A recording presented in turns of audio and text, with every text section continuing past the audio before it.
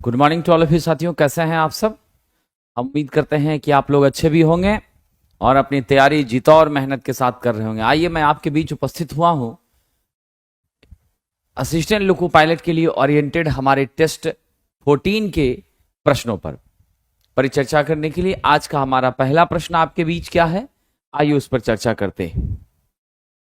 हमारा पहला प्रश्न है, डीसी मोटर की गति किसके व्युत्क्रमानुपाती होती है। तो हम लोग एक छोटा सा सूत्र जानते हैं, बैक ईएमएफ बराबर होता है P phi N Z by आपका 60A होता है। ठीक है, यहां से अगर आप एन का मान कैलकुलेट करते हैं तो आपको मिलता है EB इंटू 60A बाय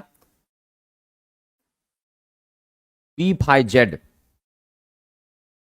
आप यहां से देख रहे हैं मेरी EB आपकी समानुपाती होती है और मेरा फ्लक्स व्युत्क्रमानुपाती होता है, क्योंकि पैरेलल पाथ भी फिक्स है, पोल भी फिक्स है और जेड भी क्या है, फिक्स वैल्यू है। तो जो वैल्यू कांस्टेंट है ऑन बिहाफ ऑफ दैट, जिसके मान के परिवर्तन से परिवर्तन होगा, उसे हम लोग यहां पर क्या करेंगे साहब जी, सेट करने का काम करेंगे।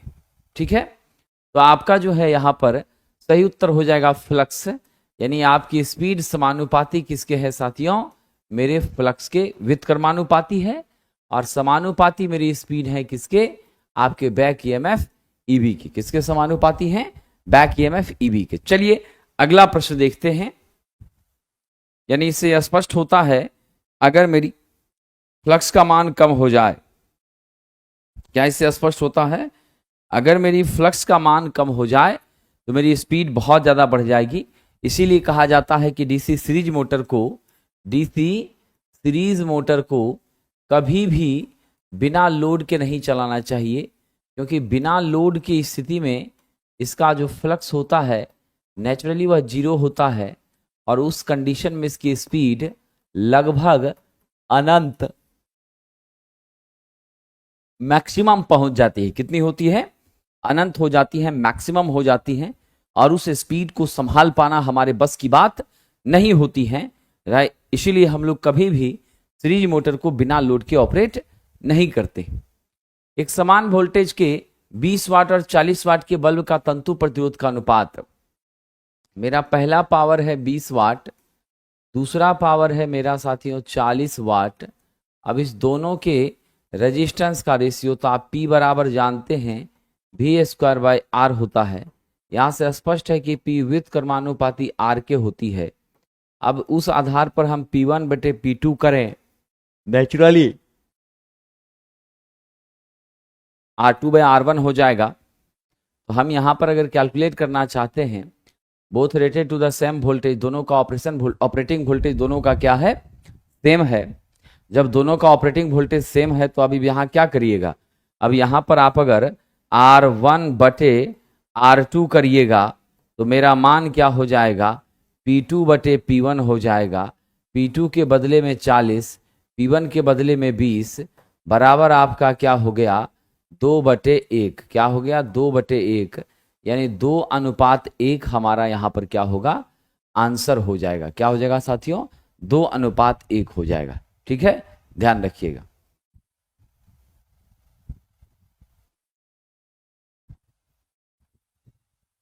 समझे कि नहीं, क्या हो जाएगा, 2:1 हो जाएगा।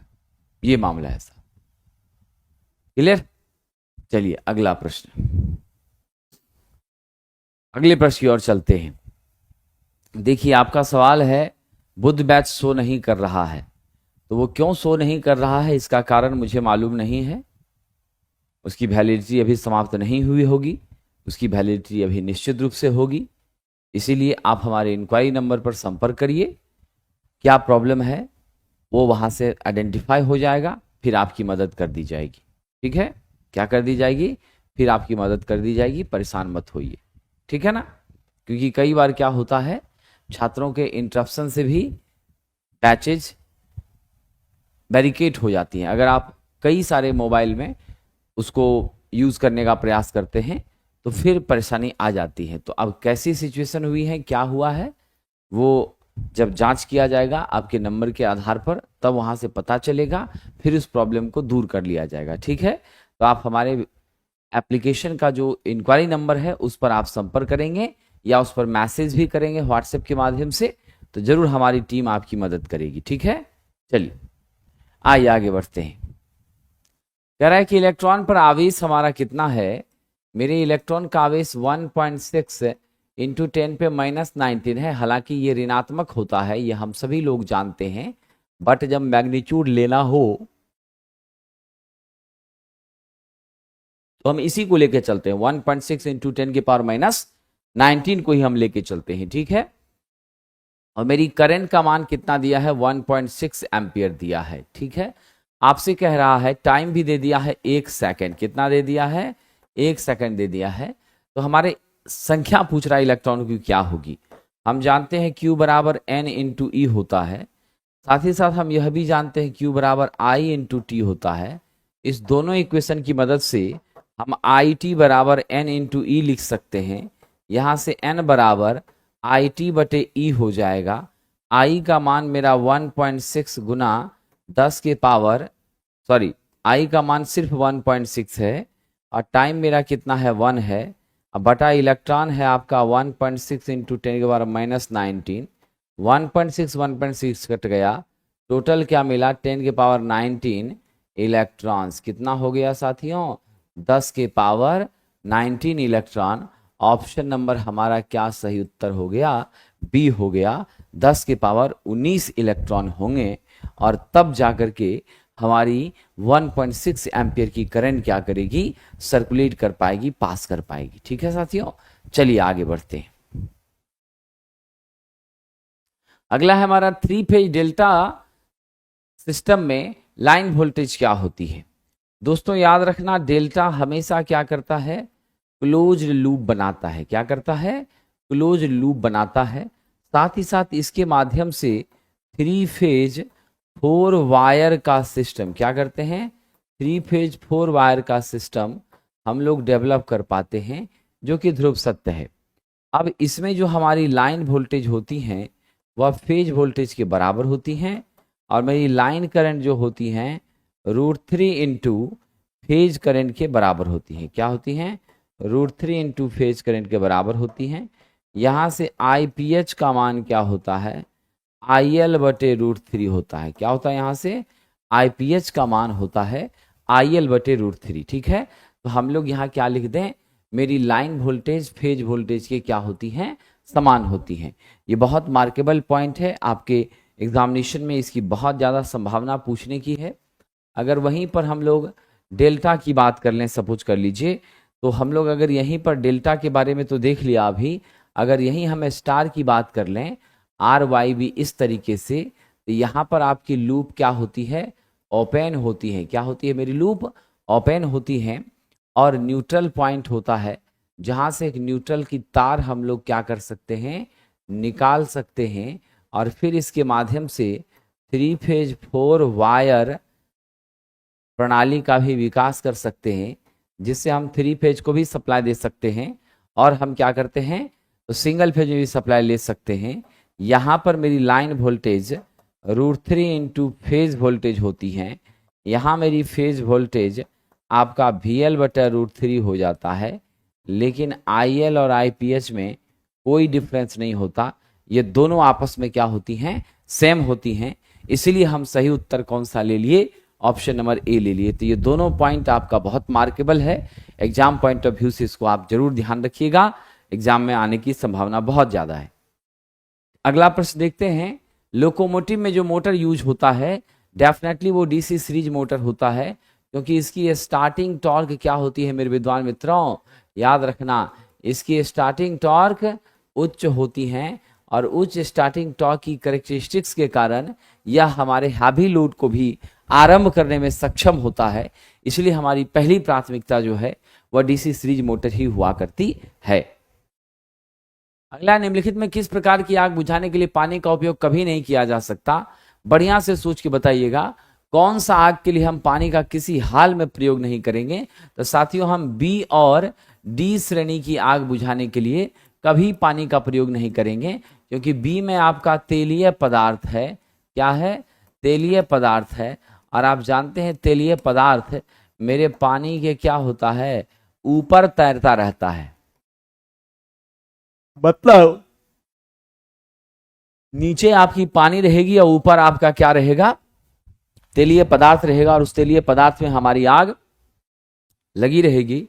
और ये डी श्रेणी में आपका विद्युत से संबंधित आग आता है।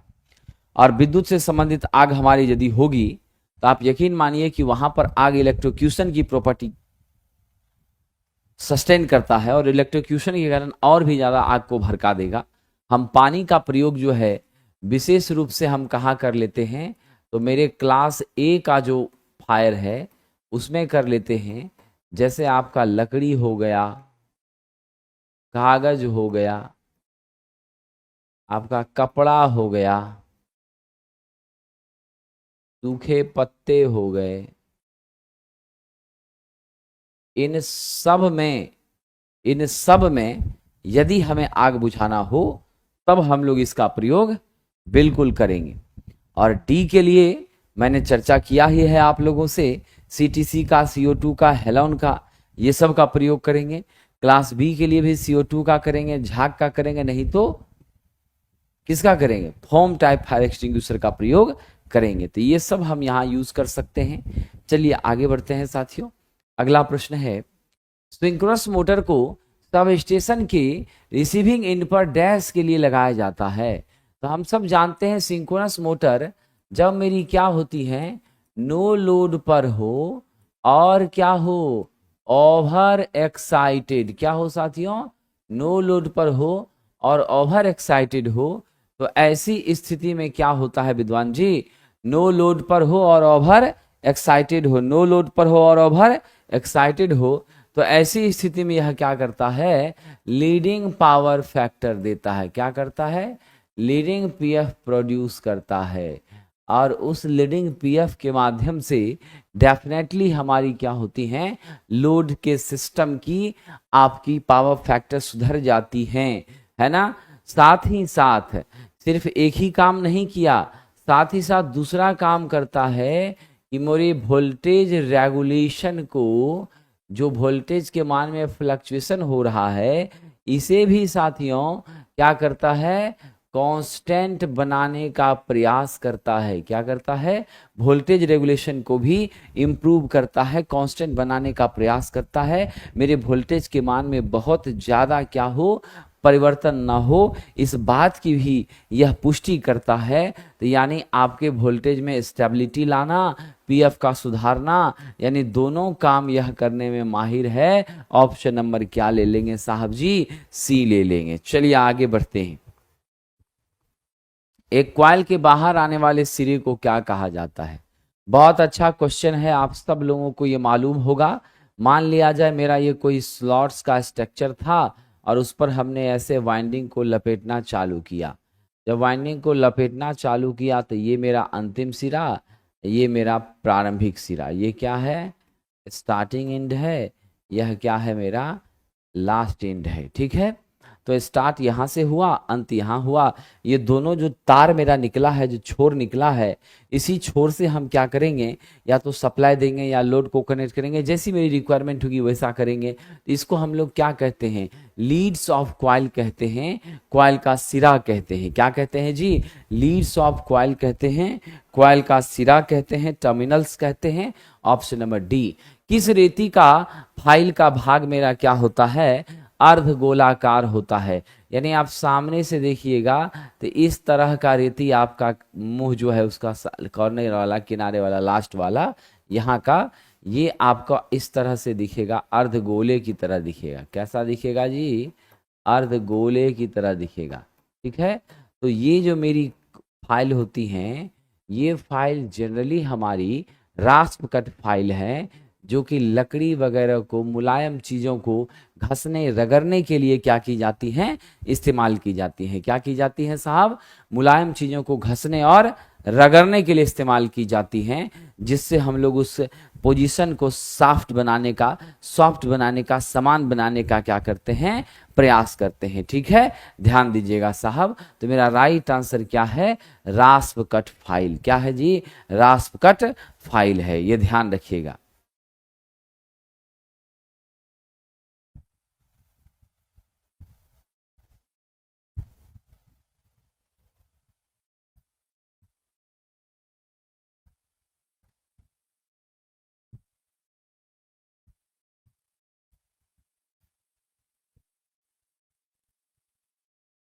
चलिए आगे बढ़ते हैं।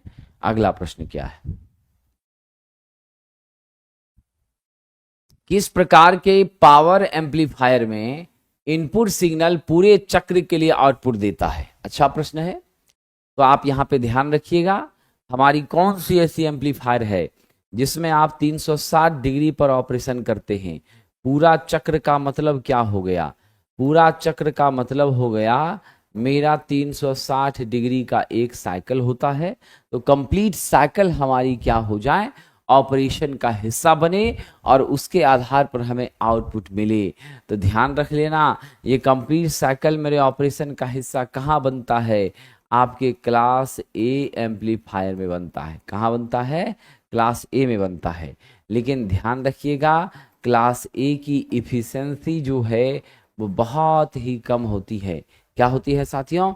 क्लास ए की इफिशिएंसी बहुत कम होती है। आप जानते हैं कितनी होती हैं? लगभग यह 25% के आसपास होती हैं। ठीक है, सबसे ज्यादा इफिशिएंसी किसकी होती है?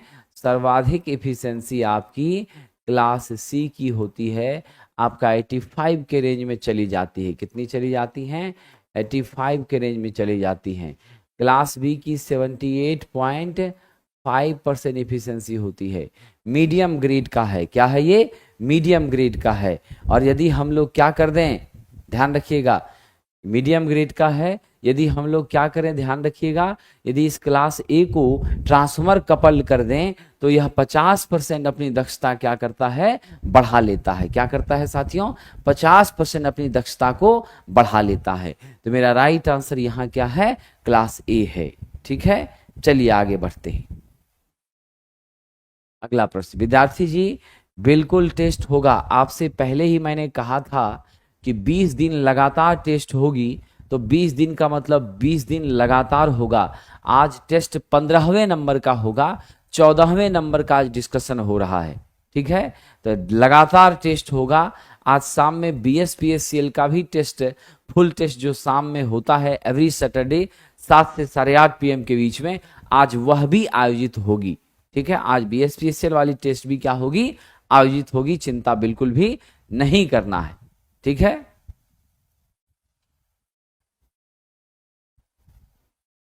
आइए, ओम का नियम लागू होता है साथियों। ट्रांसफार्मर पर बिल्कुल नहीं, जीना डायोड पर बिल्कुल नहीं, रेक्टिफायर पर बिल्कुल नहीं। सिर्फ और सिर्फ कहाँ होता है? मेरे रजिस्टर पर होता है। क्योंकि ओम का नियम सिर्फ और सिर्फ अगर लागू होता है तो लीनियर एलिमेंट पर लागू होता है। किस पर होता है? लीनियर एलिमेंट पर। और लीनियर एलिमेंट आपका RLC है। अभी तक में हम अगर ध्यान से देखें तो मेरा लीनियर एलिमेंट कौन सा है? रजिस्टर, इंडक्टर और कैपेसिटर है। क्या है साहब? रजिस्टर, इंडक्टर और कैपेसिटर है। समझ गए कि नहीं? तो ऑप्शन नंबर आपका क्या हो गया? सी। बाकी तीनों में बिल्कुल भी हमारी क्या होगी? तो ओम का नियम लागू नहीं होगी। ठीक है, चलिए आगे बढ़ते हैं। कमल नारायण शर्मा जी, मैंने आपसे अभी विनम्रता पूर्वक निवेदन कर लिया है कि मैंने आपसे कहा था शुरुआत में ही कि 20 टेस्ट हम करवाएंगे आपको असिस्टेंट लोको पायलट के लिए ट्रेड का। तो 20 में से 14 टेस्ट कंप्लीट हो गया, जिसका डिस्कशन आज 14 का हो रहा है। 15वां टेस्ट आज होगा तो उसका डिस्कशन कल होगा। यानी आज से लगातार 5 दिन 13 तारीख तक कंटिन्यू टेस्ट प्रतिदिन होती रहेगी। आज भी टेस्ट होगी, कल भी टेस्ट होगी। 13 तारीख तक हम 20 टेस्ट पूरा कर लेंगे। उसके बाद टेस्ट होनी बंद हो जाएगी। फिर आप सेल्फ स्टडी करेंगे, रिवीजन करेंगे और 19 तारीख 20 तारीख को अपनी परीक्षा देने का काम करेंगे। मुझे लगता है कि आप हमारी बातों को अब समझ गए। अब आपकी आज्ञा हो तो मैं अब प्रश्नों की तरफ मुड़ जाता हूं। चलिए आगे बढ़ते हैं। अब यहां से हम देख लेते हैं कौन निम्न में से क्या एक इन्वर्टर है। दोस्तों हम जानते हैं इन्वर्टर का बेसिक काम क्या होता है। इन्वर्टर का बेसिक काम है सरकार, डीसी को किस में बदलना? एसी में बदलना, है ना। डीसी को किस में बदलना? एसी को बदलना। डीसी की सप्लाई जो हमें प्राप्त हो रही है उसको किस में बदलते हैं? एसी में बदलते हैं। हालांकि थोड़ा महंगा पड़ता है, कॉस्टली होता है मेरा इन्वर्टर, लेकिन जो मेरे इन्वर्टर की तरह काम करता है वह कौन सा सेक्शन करता है? तो आप याद रखना, common emitter amplifier. Common emitter amplifier ये हमारा बेसिकली किस रूप में काम करता है, इन्वर्टर के रूप में यह बेसिकली आपका यूज में लिया जाता है और इन्वर्टर के रूप में इसका हम इस्तेमाल समान रूप से करते हैं। और याद रखना इनपुट आउटपुट के बीच में ये फेज का अंतर कितना रखता है जी, 180 का, ध्यान रहे। इनपुट और आउटपुट के बीच 180 डिग्री का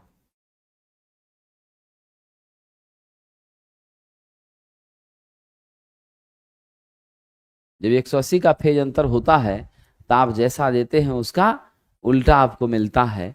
स्पष्ट है कि हम देंगे डीसी तो मिलेगा एसी। सीरीज वाइंडिंग को आर्मेचर के साथ सीरीज में जोड़ा जाता है, अच्छी बात है, और संट को उसके साथ संट में जोड़ा जाता है। इस तरह का संयोजन क्या कहलाता है, यानी ये देख लीजिए मेरे पास आर्मेचर है, ये मेरी सीरीज वाइंडिंग आरएसी आर्मेचर के साथ जुड़ी हुई है।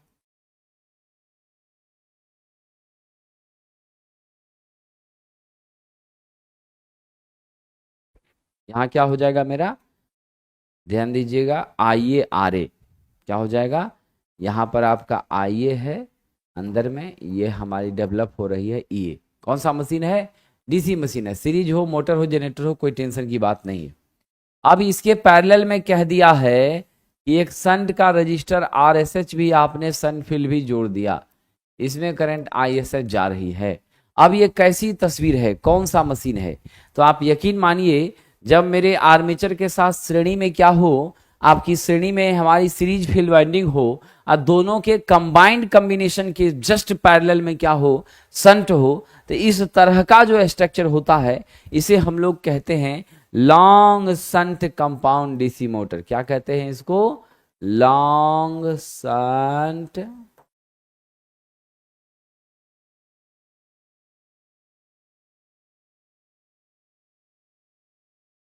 Long shunt compound DC motor कहते हैं, क्योंकि दूरी इसमें बढ़ गई है।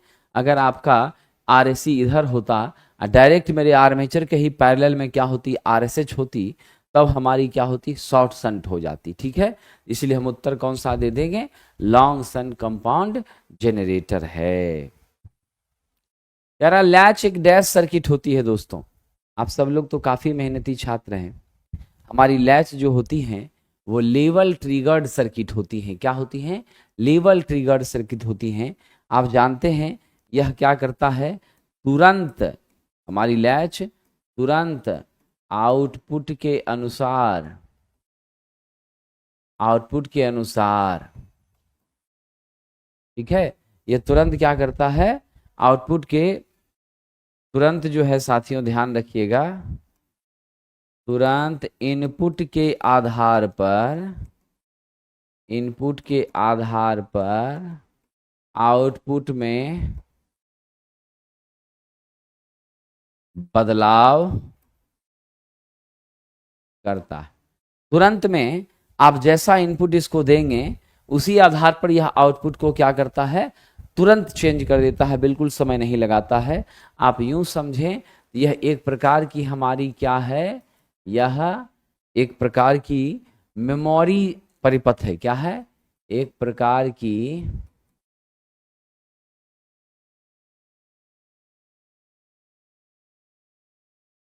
मेमोरी यूनिट है। सूचना को अंकित करने का, सूचना को जमा करने का यह एक तरीका है, एक माध्यम है, और इसके माध्यम से हम क्या करते हैं, इंफॉर्मेशन को गैदर्ड करते हैं साहब, यानी मेमोरी को यह सस्टेन करने का काम करता है, इसके अंदर मेमोरी होती है। चलिए आगे बढ़ते हैं।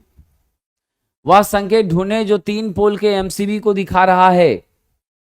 बताइए साहब, यही मेरा क्या है, 3 पोल का एमसीबी को दिखा रहा है, और आप सब जानते हैं मेरी एमसीबी क्या होती हैं, यह रिले और स्विच दोनों के रूप में काम करती हैं।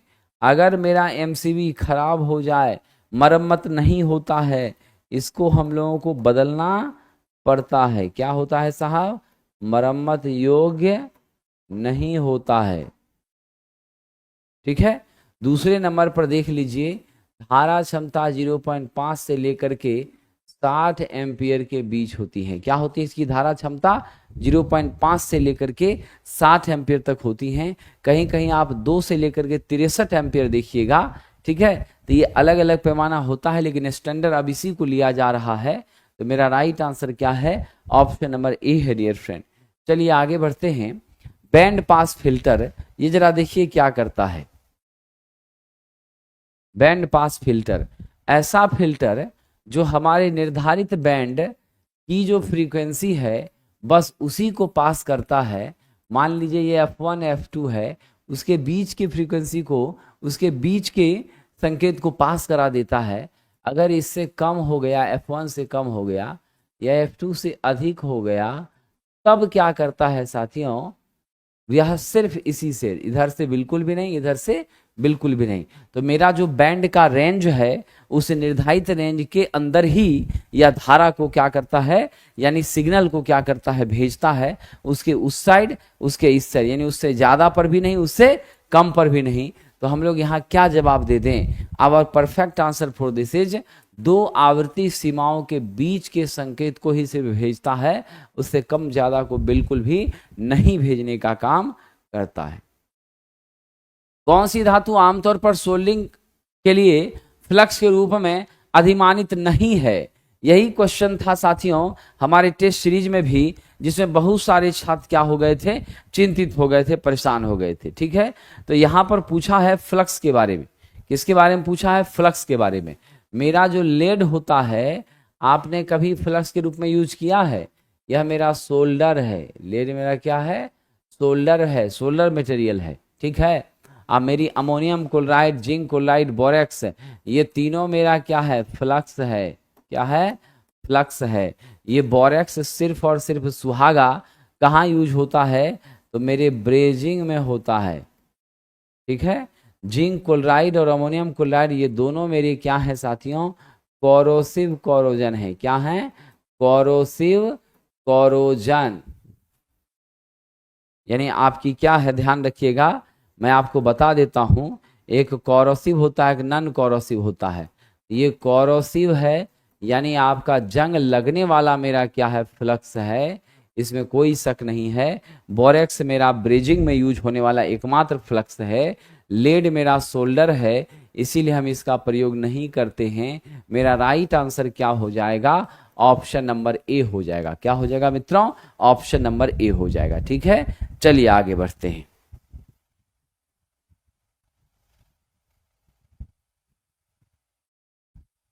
बीएसपीएसएल सेट जो है, आप सभी छात्रों को मैं विनम्रतापूर्वक कह दूं कि टोटल 69 कंडक्ट हुआ है, जिसमें 68 टेस्ट का डिस्कशन भी मैंने करवा दिया है। एकमात्र अभी एक्स्ट्रा में एक टेस्ट बचा हुआ है जिसका डिस्कशन करवाना है, पहली बात। दूसरी बात कि आज जो टेस्ट होगा वो ऑफलाइन में 17th नंबर हो जाएगा, 17वां हो जाएगा, जो कि दूसरा टेस्ट होगा।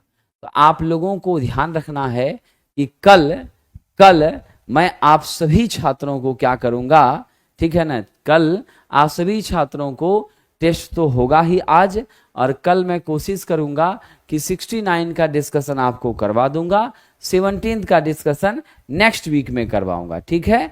चलिए आगे बढ़ते हैं, ध्यान रखिएगा साहब।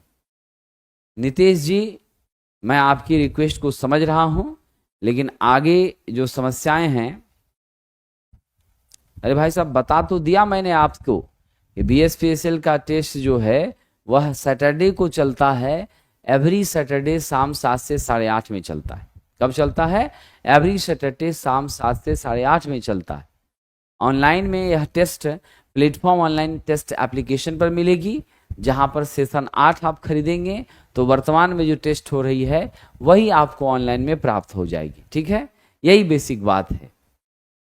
आइए आगे बढ़ते हैं। तो मेरा कोरोसिव नॉन कोरोसिव दो तरह का फ्लक्स था, जिसमें से ये दोनों कोरोसिव हैं। ये मेरा ब्रेजिंग में यूज होता है, और मेरी लेड जो है सोल्डर के रूप में इस्तेमाल की जाती हैं, इसीलिए इसका प्रयोग फ्लक्स के रूप में तो कतई नहीं होता है। क्या होता है? फ्लक्स के रूप में कतई इसका प्रयोग नहीं होता है। किसी विशुद्ध धारिता पर प्रत्यावर्ती विद्युत भाग बल इस प्रकार लगाया जाता है कि धारिता का प्रतिघात 10 ओम हो जाए। यदि धारिता दुगुनी कर दी जाए तो प्रतिघात क्या हो जाएगा। यानी आपसे कहा है कि यदि F1 मेरी फ्रीक्वेंसी रहती है तो मेरा XC1 का मान 10 ओम रहता है। अगर हम लोग 2F1 हम फ्रीक्वेंसी कर दें F2 बराबर, तो इसका मान क्या हो जाएगा, आपके XC2 का मान क्या हो जाएगा, है ना, यही पूछा है। अब जरा हम आ जाते हैं XC बराबर आपने क्या पढ़ा है, आपने पढ़ा है साथियों XC बराबर 1/ωc यानी 1/2πfc, यानी XC मेरा व्युत्क्रमानुपाती किससे है, F से है। तो यहाँ से हम लिख सकते हैं XC1/XC2 बराबर आपका क्या होगा F2/F1। तो हम लोग यहाँ से क्या मेंशन करेंगे, अब XC1 तो मुझे मालूम है कितना है 10 है, तो हम 10/XC1 कर लिए। ऊपर बताइए आपका क्या है, यहाँ 2F1 बटे यहाँ F1, ठीक है। तो हमारा क्या मान हो जाएगा जल्दी बताइए, आपका F1 कट गया, तो यानी 10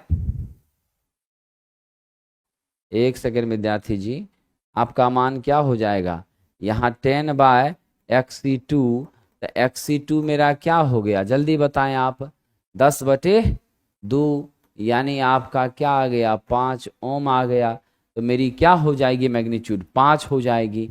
यानी आपने फ्रीक्वेंसी को डबल किया है, आपने फ्रीक्वेंसी को डबल किया है, तो मेरी XC क्या हो जाएगी, आधी हो जाएगी, क्योंकि व्युत्क्रमानुपाती है। यदि चौथा 4 गुना करते तो ये डबल होती, आपने इसको डबल किया है तो मेरी आधी हो गई है। यही मेरा बेसिक मीनिंग है साथियों, ठीक है। चलिए आगे बढ़ते हैं।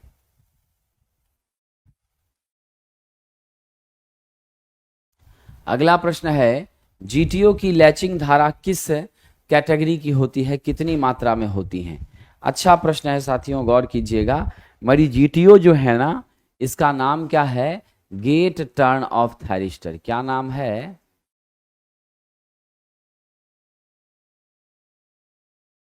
इसका नाम है गेट टर्न ऑफ थायरिस्टर, ठीक है, गेट टर्न ऑफ थायरिस्टर। तो GTO जो है, अब इस GTO का जो धारा रेटिंग होती है वो मिली एम्पियर के रेंज में होती है। कितनी होती है, मिली एम्पियर के रेंज में होती है। चलिए अगला प्रश्न देखते हैं। केबल में इंटरशीथ का प्रयोग क्यों करते हैं। देखिए इंटरशीथ हमारी एक प्रकार की ग्रेडिंग है, ये आपकी क्या है, ग्रेडिंग है। ये दो तरह की होती हैं, एक आपकी इंटरशीथ और दूसरी आपकी क्या होती है,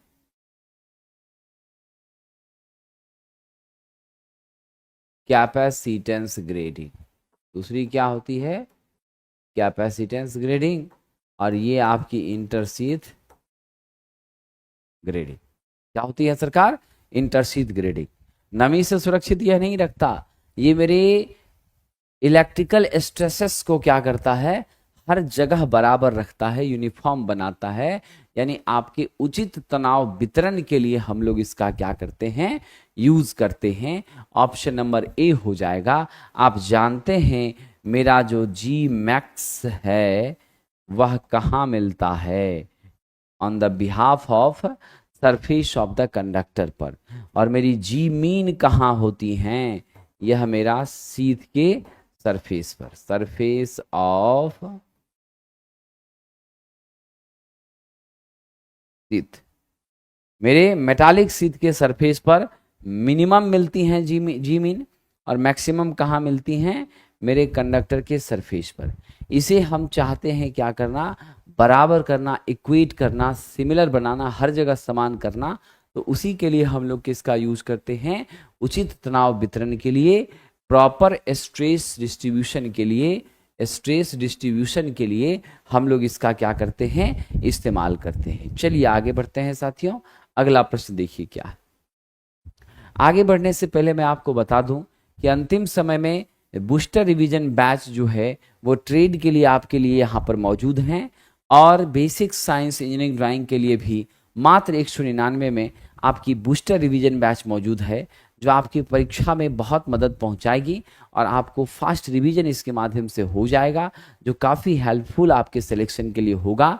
ये बैचेज प्लेटफॉर्म बाय नवीन कुमार सिंह एप्लीकेशन पर उपलब्ध हैं और इससे संबंधित जानकारी के लिए हमारे संचार संबंध 7070-177-240 7070177240 पर आप बात कर सकते हैं। कृत्रिम श्वसन की कह रहा है कि कृत्रिम श्वसन की आर्टिफिशियल रेस्पिरेशन की सबसे साधारण और आसान विधि कौन है जिसमें कुछ टेक्निक यूज नहीं करना पड़ता? वह मुंह से नाक नहीं है, वह मुंह से मुंह है। मुंह से नाक किसके लिए है? ये छोटे बच्चे के लिए है। छोटे बच्चे के लिए है, 1 साल से छोटे बच्चे के लिए है, या उस स्थिति में जब नाक नहीं खुल रहा हो, यानी आपका मुंह क्या हो साहब, ध्यान दीजिएगा, मुंह नहीं खुल रहा हो तब, नाक तो खुला ही रहेगा, मुंह नहीं खुले तब हम लोग मुंह से नाक का यूज करते हैं। नहीं तो सूती कपड़ा रखकर उसके मुंह पर हम लोग हवा का दबाव बनाए रखते हैं, बनाते हैं छोड़ते हैं, बनाते हैं छोड़ते हैं, वॉल्व उसकी प्रॉपर ऑपरेशन में आ जाती है। मनुष्य निश्चित रूप से खतरे से क्या होता है, ठीक है, क्या होता है साहब, खतरे से मुक्त हो जाता है, खतरे से आजाद हो जाता है।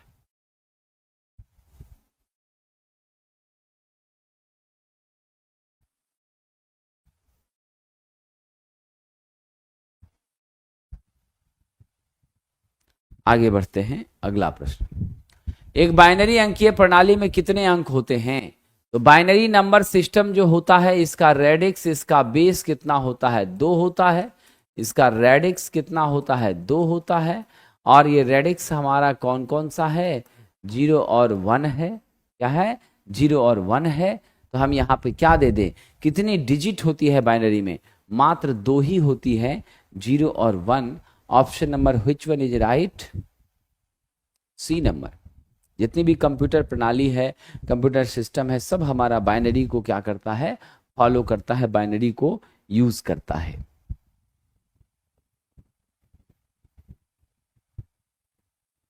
अब आगे बढ़ते हैं।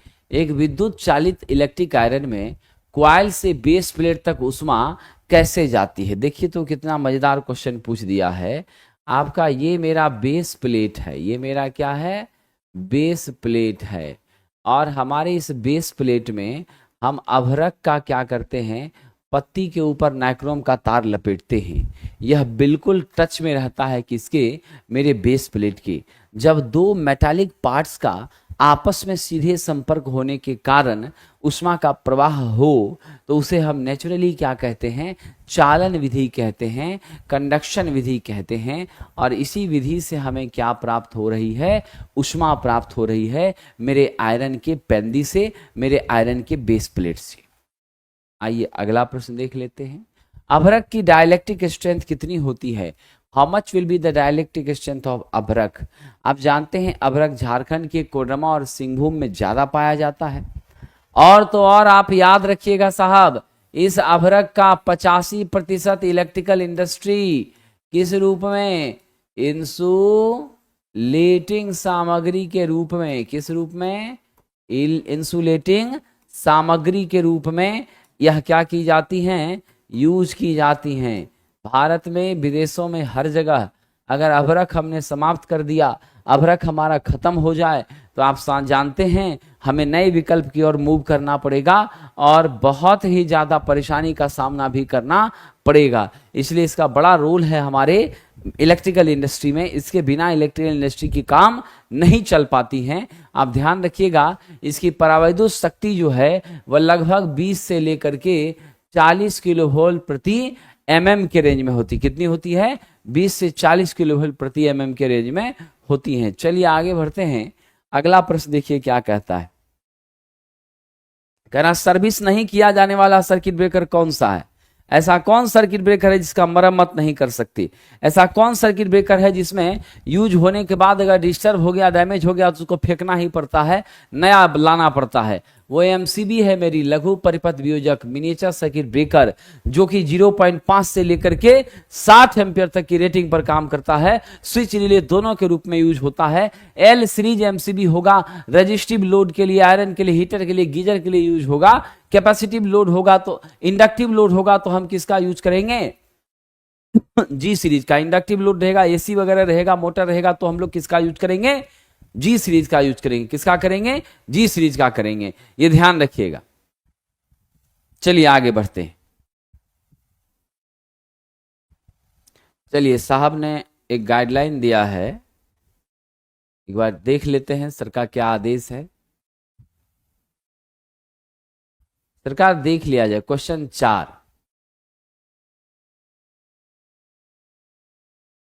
क्वेश्चन 4 सर यहां पे पूछा है त्रिकला डेल्टा में लाइन वोल्टेज होती है। ठीक है राशिद साहब, यहां ध्यान दीजिएगा। कह रहा है डेल्टा में लाइन वोल्टेज होती है, तो हमने तो आपकी सेवा में यही कहा है कि डेल्टा हमारी क्लोज लूप बनाती है। 3 फेज 3 वायर सिस्टम का क्या होता है, यहां पर विकास होता है। क्या होता है? 3 फेज 3 वायर का विकास होता है। मेरा स्टार में क्या होता है? 3 फेज 4 वायर का विकास होता है। डेल्टा में 3 ही फेज 3 ही तार का विकास होता है। डेल्टा में हमारी क्या होती हैं, तो आपकी साहब जी पूरी की पूरी अरेंजमेंट लाइन और फेज पैरेलल में सेट होती हैं। पैरेलल में सेट होने के कारण हमारा जो लाइन का वोल्टेज है और फेज का वोल्टेज है, दोनों में कोई अंतर नहीं होता है।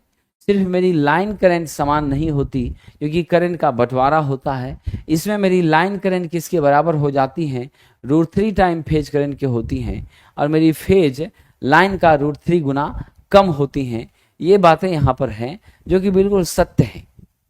ठीक है, इसीलिए इसका उत्तर हमने लिया है कि लाइन वोल्टेज मेरे किसके बराबर होता है? फेज वोल्टेज के बराबर होता है। फेज को ही हिंदी में कला कहा जाता है। क्या कहा जाता है? कला कहा जाता है। ठीक है, मुझे लगता है राशिद सर आप इसको जरूर कैच कर लिए होंगे। अब हम लोग आगे की यात्रा को आरंभ करते हैं। ठीक है, बहुत बहुत धन्यवाद। चलिए आगे बढ़ते हैं।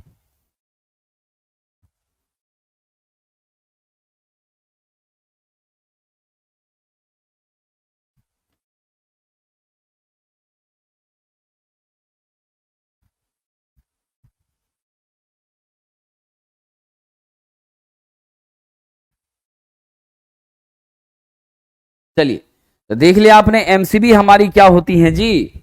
आपने देख लिया एमसीबी हमारी क्या होती हैं?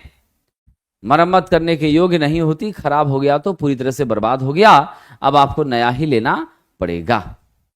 अब कह रहा है कि किस प्रकार के डीसी मोटर का उपयोग रेल इंजन में उच्च स्टार्टिंग टॉर्क, तो इसका तो जवाब देना आपको शर्मिंदा करना है। आप सबको याद हो चुका है कि सबसे ज़्यादा जो स्टार्टिंग टॉर्क है वह डीसी सीरीज में होती है ना, और इसकी गति का भी सामान्य नियंत्रण बहुत बेहतर होता है। इन्हीं सारे कारणों से तो हम लोग डीसी को इतना प्रीफर कर रहे हैं, और ख़ास करके आपके इंजन में स्टार्टिंग टॉर्क वगैरह को प्रोड्यूस करने के लिए किसका अहम योगदान है? मेरे सीरीज मोटर का अहम योगदान है, डीसी सीरीज का अहम योगदान है।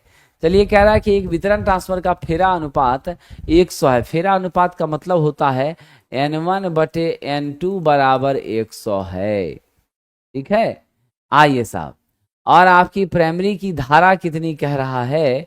मेरी प्राइमरी करंट I1 आपका कितना है? 100 एम्पियर है। सेकेंडरी की करंट I2 बराबर बताइए क्या होगा? तो हमारे पास जब ऐसी सिचुएशन होती हैं तो हम लोग N1/N2 बराबर क्या कर लेते हैं साहब? I1/I2 नहीं, जब यहाँ N1/N2 लीजिएगा तो यहाँ I2/I1 हो जाएगा। हमें क्या निकालना है इस सूत्र से? I2 का मान निकालना है।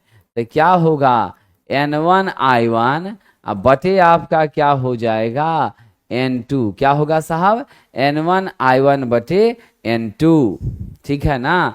तो अब हम लोग यहाँ क्या कर दें? N1 बटे N2 तो मेरा 100 है ही, और I1 भी मेरा क्या है 100, तो मेरा कितना हो गया 10,000 आपकी क्या हो गई करंट एम्पियर आ गई। तो हम उत्तर कौन सा ले लें 10,000। समझे बात को, क्या हुआ मामला। N1 बटे N2 100 क्वेश्चन कह रहा है, प्लस क्या कह रहा है कि I1 100 और I2 नहीं है मालूम। ऐसी स्थिति में N1 बटा N2 को हम क्या लिख सकते हैं I2 बटा I1, क्योंकि जब हम N2 बटा N1 लेते हैं तो I1 बटा I2 करना पड़ता था, उल्टा चलना पड़ता था। अब यहाँ से हम I2 निकालने के लिए क्या किया, N1 I1 अब बटा हम N2 कर दिया। N1 बटा N2 यहाँ जो मिला वह तो 100 है क्वेश्चन के हिसाब से, और मेरा I1 कितना है वह भी आपका 100 ही है क्वेश्चन के हिसाब से। दोनों को गुना कर देंगे 10,000 आ जाएगा। ऑप्शन नंबर आपकी क्या हो गई, सी हो गई। चलिए, कौन सा 3 टर्मिनल एक ध्रुवीय ठोस स्थिति का उपकरण है, यानी कौन सा 3 टर्मिनल का सॉलिड स्टेट डिवाइस है, जल्दी बताने का कष्ट करिएगा। तो मेरा 3 टर्मिनल का सॉलिड स्टेट डिवाइस यहाँ पर कौन सा FET है, यानी इसका नाम ही होता है साहब जी फील्ड इफेक्ट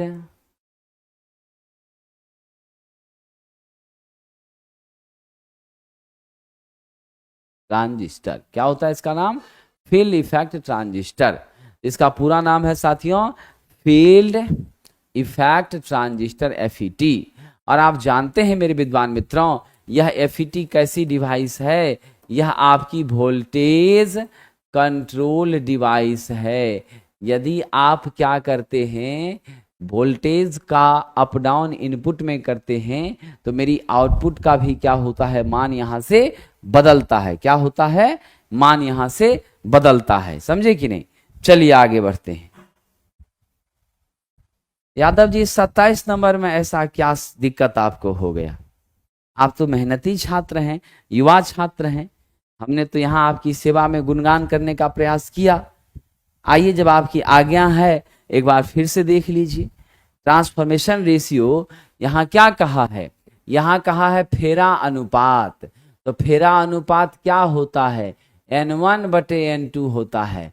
ट्रांसफॉर्मेशन कहता तो N2 बटे N1 लेते। यहां जब N1 बटा N2 100 बोल रहा है तो हमने वही लिया है। और जब N1 बटा N2 लेंगे तो करंट तो इसके अपोजिट ना चलेगा जी, करंट तो इसके साथ नहीं ना होगा। तो इसीलिए जब अपोजिट होगा तो हम यहाँ क्या लिखते हैं, बटा I2 बटे I1 लिखते हैं। यही ना कि N1 बटा N2 बराबर I2 बटे I1। अब हमको निकालना है सरकार क्या, I2 निकालना है। तो N1 बटे N2 हम जानते हैं कि मेरा यहाँ है, और I1 को इसमें से गुना कर देंगे तो I2 निकल जाएगा। N1 बटा N2 का मान 100 होता है, लिख दिए। I1 यहाँ I1 ले लिए, उसके बदले 100 लिख दिए, और तब सबको गुना कर दिए तो 10,000 हो गया कि नहीं हो गया, है कि नहीं है, 10,000 हो गया कि नहीं हो गया। ये ध्यान रखिएगा, क्या हो गया साहब, हमारा मान 10,000 हो गया। यही तरीका है। ट्रांसफॉर्मेशन रेशियो की बात होती तब हम लोगों के पास सिचुएशन क्या होता, चेंज होता, तब N2 बटा N1 करते, और तब इसका मान क्या होता 1/100 हो जाता, पलट जाता। ठीक है कि नहीं। चलिए आगे बढ़ते। यूनिवर्सल मोटर की गति जो है वह डैश द्वारा नियंत्रित होती है। याद रखिएगा, यूनिवर्सल मोटर की गति फील्ड फ्लक्स कंट्रोल के माध्यम से क्या होती है, नियंत्रित होती हैं। क्योंकि मेरी यूनिवर्सल मोटर जो है वह आपकी क्या है, सिंगल फेज आपका AC सीरीज मोटर है।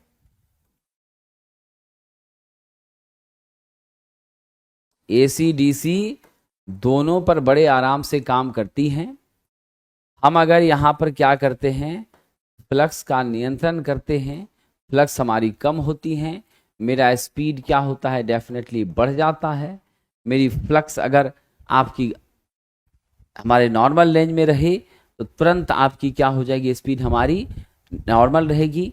अगर मेरी फ्लक्स बढ़ेगी, स्पीड का मान घट जाएगा। तो जो हमारा रिलेशन है N विद कर्मानुपाती फाई का, वह यहाँ सस्टेन करता है। इसीलिए हम लोग कौन सा मेथड ले लें, ऑप्शन नंबर ए को हम लोग सही मानने का प्रयास करें।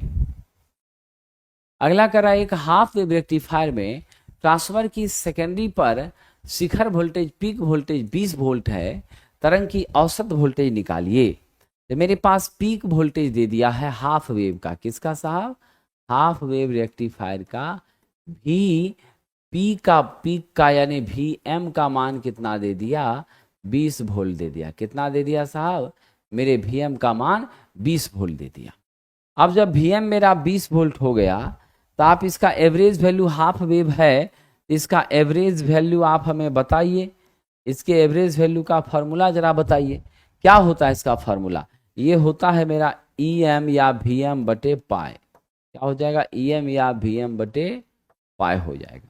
ठीक है, तो हम लोग चलिए सरकार यहाँ पर देख लेते हैं कि हमारी जो मान दी गई है वो तो मैक्सिमम मान दी गई है। अब यहाँ 20 बटे 3.14 कर लेते हैं। अब इसको सॉल्व किया जाए, 3.14 जब यहाँ कीजिएगा तो नॉर्मली मेरा मान क्या हो जाएगा, लगभग 6.36 वोल्ट के आसपास आ जाएगा। तो ऑप्शन नंबर हम किसे ले लें, सी को, ए को ले लें। क्या ले लें, ए ले लें।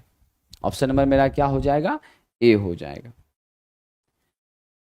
तो देखा आपने क्या किया, हमने मैक्सिमम वैल्यू हमको दिया है 20 वोल्ट, एवरेज हाफ का पूछ रहा है, फुल का नहीं पूछ रहा, हाफ का पूछ रहा है। तो हाफ का पूछ रहा है तो ऑन बिहाफ ऑफ हाफ हमारी क्या होगी, ई एम बटे पाई हो जाएगी। ई एम या वी एम दोनों में से जो अच्छा लगे लिख सकते हैं। मैक्सिमम वैल्यू 20 है, 20 बटे 22 बटे 7 करिए या 3.14 करिए। आफ्टर दैट आपका क्या होगा, 6.36 हो जाएगा। चलिए अगला प्रश्न, फोटोडायोड का विद्युत उत्पादन अधिकतम होगा जब, हमारी फोटोडायोड हमेशा याद रखिएगा किस बायस में काम करती है साथियों, ये सदैव रिवर्स बायस में काम करती है। किस में काम करती है, रिवर्स में काम करती है। ध्यान रखिएगा क्या होगी, रिवर्स बायस में काम करती है। अब आपसे कह रहा है कि यहां पर हम फोटोडायोड में ध्यान रखेंगे, जितनी ज्यादा हम लाइट देंगे, जितनी इंटेंसिटी आपकी क्या होगी, बढ़ेगी, उतनी ज्यादा हमारी यह करंट को कंडक्ट करेगी। जितनी ज्यादा लाइट की इंटेंसिटी यहां पर बढ़ेगी, उतनी ज्यादा यह करंट को क्या करेगी, कंडक्ट करेगी। इसमें कोई शक नहीं है। यह सदैव किस बायस में काम करता है दोस्तों, रिवर्स बायस में काम करता है। क्या करता है, रिवर्स बायस में काम करता है, इसमें कोई शक नहीं है।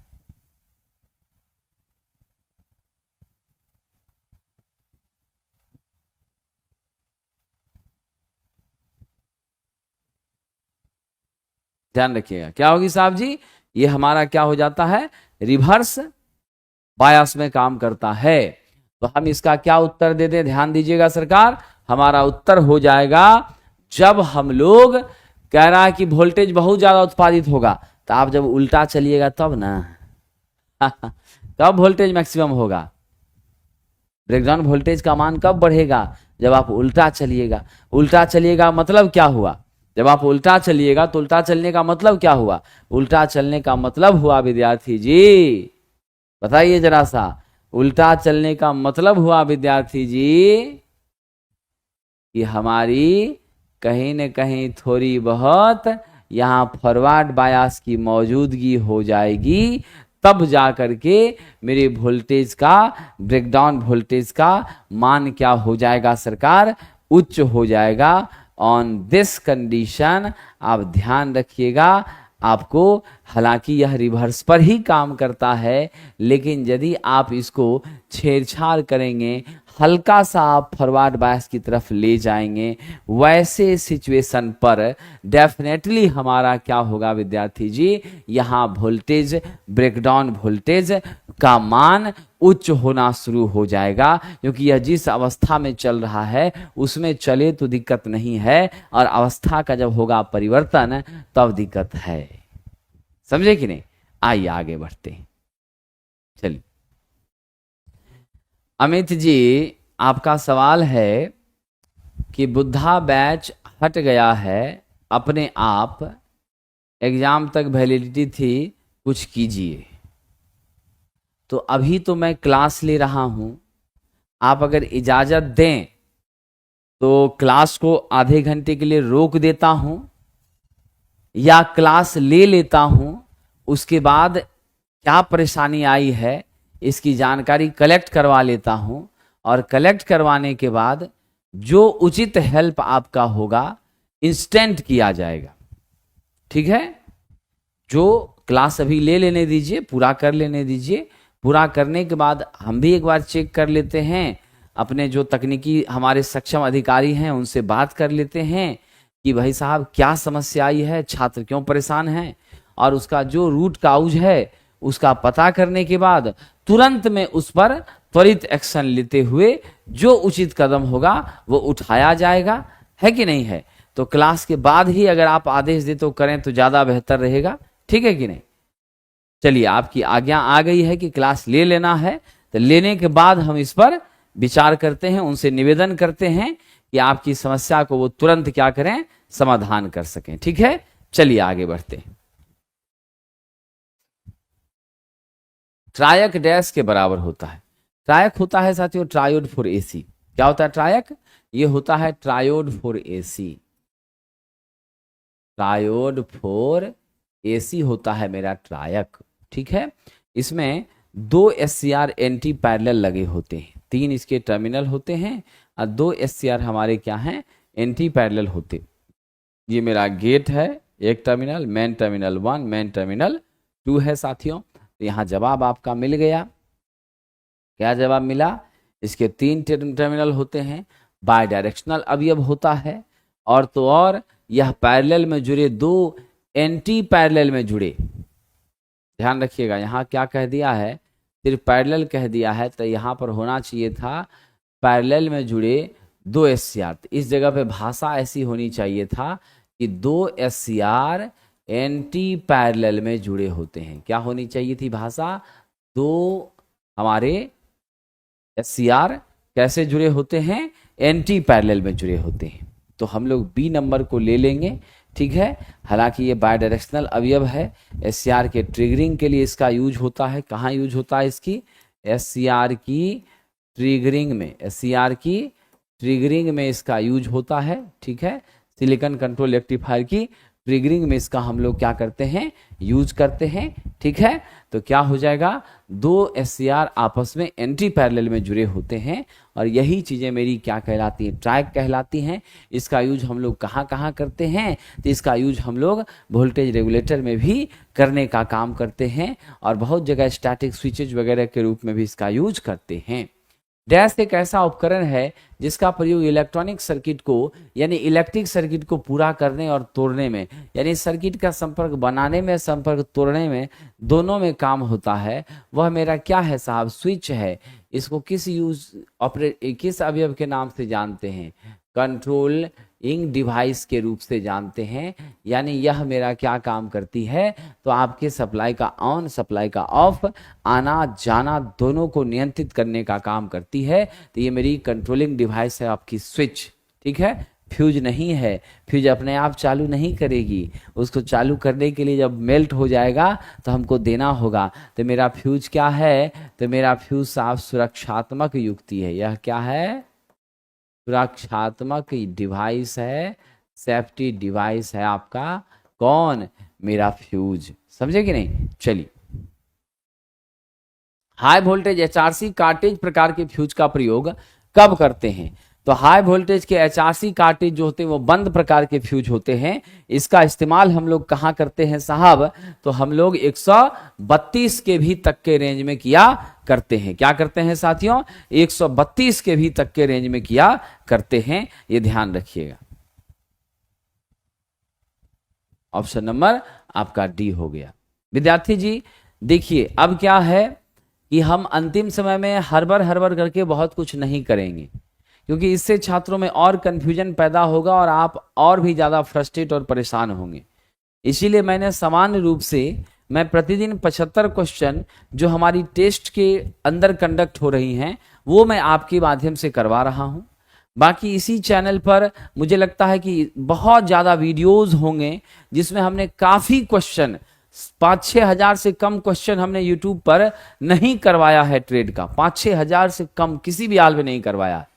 अब देख लीजिए 70 टेस्ट हमारे होने वाले हैं बीएसपीएससीएल के, और प्रत्येक में 50 है, तो 3500 तो वहीं हो गया, प्लस यहां पर आपका 1500। इससे पहले भी और आपको क्या किया गया है, जो करवाया गया, तो पूरा जोड़ करके देखा जाए तो 7000 से ऊपर क्वेश्चन पहुंच जाएगा। उतना हमने यूट्यूब पर आपकी सेवा में करवा दिया है। इसीलिए बहुत ज्यादा आप परेशान नहीं होना है। अंतिम समय में स्वाध्ययन पर ज्यादा ध्यान देना है। ये लंबी लंबी चीजें और इस सब चीजों पर बहुत ज्यादा प्रयास नहीं करना है, ये ध्यान रखिएगा। चैप्टर वाइज भी क्वेश्चन जो है करवाया जा चुका है, समझे कि नहीं। सिद्दीकी साहब, मैं आपका सेवक हूं, मुझे 20 क्वेश्चन का जो 20 टेस्ट का जो डिस्कशन का दायित्व आप लोगों ने सौंपा है, वह हमको पूरा करने दीजिए, ठीक है कि नहीं। उसके बाद हम फिर आपकी किसी भी रिक्वेस्ट का, किसी भी आपके आदेश का हम जो है सो ध्यान देंगे, उस पर हम अमल करने का प्रयास करेंगे, ठीक है। चलिए साहब, क्या होता है, हमारी जो हाई वोल्टेज एचआरसी टाइप की फ्यूज होती है, तो एचआरसी का पूरा नाम क्या होता है, ये होता है हाई रप्चरिंग कैपेसिटी। क्या होती है साहब, हाई रप्चरिंग कैपेसिटी होती है। हम लोग नॉर्मली जो है एचआरसी का प्रयोग आपका क्या करते हैं, 1000 एम्पियर तक के रेंज में लेते हैं। इसकी वोल्टेज की क्षमता क्या होती है, बहुत उच्च होती है, ठीक है। क्या होती है, बहुत उच्च होती है, 132 के भी तक हम लोग इसका यूज कर सकते हैं। ऑप्शन नंबर आपका बी हो गया, ठीक है। आप ट्रांसफार्मर के मैराथन की बात कर रहे हैं, मुझे लगता है कि आप बिल्कुल अनभिज्ञ हैं। ट्रांसफार्मर का मैराथन 3 दिन इसी चैनल पर करा दिया गया है, और सबसे पहले तो ट्रांसफार्मर का ही मैराथन कराया गया था, सबसे पहले ट्रांसफार्मर का ही मैराथन कराया गया था। आप देख लीजिए, आज से 8-10 दिन पहले की बात है, 21 तारीख को, 22 तारीख को हम लोगों ने क्या किया है, 20, 21, 22 तारीख में आपका ट्रांसफार्मर का ही मैराथन हुआ है। दोपहर के 2 बजे, दोपहर के 4 बजे के आसपास से हुआ है, शाम के 4 से 5, 6 इस समय अंतराल में आपका हुआ है, इसी चैनल पर हुआ है। आप इसी चैनल पर देख लीजिए, ट्रांसफार्मर मैराथन के नाम से आपकी क्लासेस लगभग मुझे लगता है कि 7 घंटे की क्लासेस हुई हैं, ठीक है। क्या हुई हैं, 7 घंटे की क्लासेस इसी चैनल पर हुई हैं। तो जोशी साहब, मेरा आपसे विनम्रतापूर्वक निवेदन है कि आप ट्रांसफार्मर के मैराथन क्लासेस जो हो चुकी हैं, कृपया कर उसको देखने के लिए समय निकालें, आपको बहुत उससे लाभ मिलेगा, ठीक है, बहुत लाभ मिलेगा। जो भी उचित कदम आपकी सेवा के लिए होता है, हम बेहिचक वह उठाने का प्रयास करते हैं। और इसी कारण स्वास्थ्य के खराब होने के बावजूद भी, आवाज के फंसे होने के बावजूद भी, हम एक दिन भी आपकी सेवा का मौका छोड़ नहीं रहे हैं, लगातार आपके बीच बने हुए हैं। जितना संभव हो रहा है पूरी कोशिश आपकी मदद की कर रहे हैं। आइए आगे बढ़ते हैं। Option number D is the right answer. अब जो कंप्लीट फ्रेशर हैं, वो 4 दिन का समय है, उन्हें अब मैं क्या विशेष सलाह दे सकता हूं। उन्हें तो स्वयं भी इस बात को समझना पड़ेगा, मेरी बातें थोड़ी कड़वी हैं, उन्हें तो स्वयं इस बात को समझना पड़ेगा कि अगर आप असिस्टेंट लोको पायलट की तैयारी कर रहे थे, तो ट्रेड के महत्व को आपको समझना चाहिए था, और निश्चित रूप से आपको शुरुआत से ही प्रयास करने का साहस दिखाना चाहिए था। अब आप आज पहली बार ट्रेड का किताब पलटने का प्रयास करेंगे, तो निसंदेह आपको संकट होगी, संघर्ष होगा। ऐसा नहीं है कि आप नहीं कर पाएंगे, मैं ये नहीं कह रहा हूं, आप जरूर कर लेंगे, लेकिन संघर्ष बहुत होगा, मेहनत बहुत लगेगी। लैपटॉप बैटरी पैक बनाने के लिए किस प्रकार के सेल का उपयोग करते हैं। तो लैपटॉप बैटरी पैक बनाने के लिए लिथियम आयन सेल का प्रयोग करते हैं। इसमें 3.3 वोल्ट प्रति सेल तक चला जाता है, यानी एक सेल के सापेक्ष हमको सर्वाधिक वोल्टेज मिलता है। नॉर्मली 2.85 वोल्ट से मिलना चालू होता है, मैक्सिमम हम कहां तक चले गए, 13.3 तक चले गए, ठीक है, ध्यान रखिएगा। आइए साहब आगे बढ़ते हैं। ऑप्शन नंबर आपका बी हो गया। लाइटिंग डैश होने पर चमक अच्छी होती है, जरा बताइएगा साहब, कैसी लाइटिंग होगी जो मेरा चमक अच्छा होगा। जब लाइटिंग हर जगह यूनिफॉर्मली डिस्ट्रीब्यूट होगी, सभी दिशाओं में क्या होगी, समान मात्रा में जाएगी और वह सफिशिएंट होगी आपके सरफेस के आधार पर, एरिया के आधार पर, क्षेत्रफल के आधार पर, कि आपका जितना बड़ा कमरा है उस कमरे के सापेक्ष में वह पर्याप्त लाइट, पर्याप्त इल्यूमिनेशन होगी, तभी जाकर के उससे हमको चमक बेहतर मिलेगी। यानी आपका समान और पर्याप्त इसका सही उत्तर है। और ऐसे भी जानते हैं मेरी जो चमक है, ब्राइटनेस है, वह इंटेंसिटी के समानुपाती है। क्या है साहब, आपकी इंटेंसिटी का क्या होता है, समानुपाती। ये कौन सी इंटेंसिटी, इंटेंसिटी ऑफ लाइट के समानुपाती होती हैं। जितनी ज़्यादा इंटेंसिटी लाइट की बढ़ेगी उतना ज़्यादा मेरा ब्राइटनेस, मेरा चमक बढ़ेगा। भू उपकरण डैश को दूर करने के लिए इस्तेमाल किया जाता है।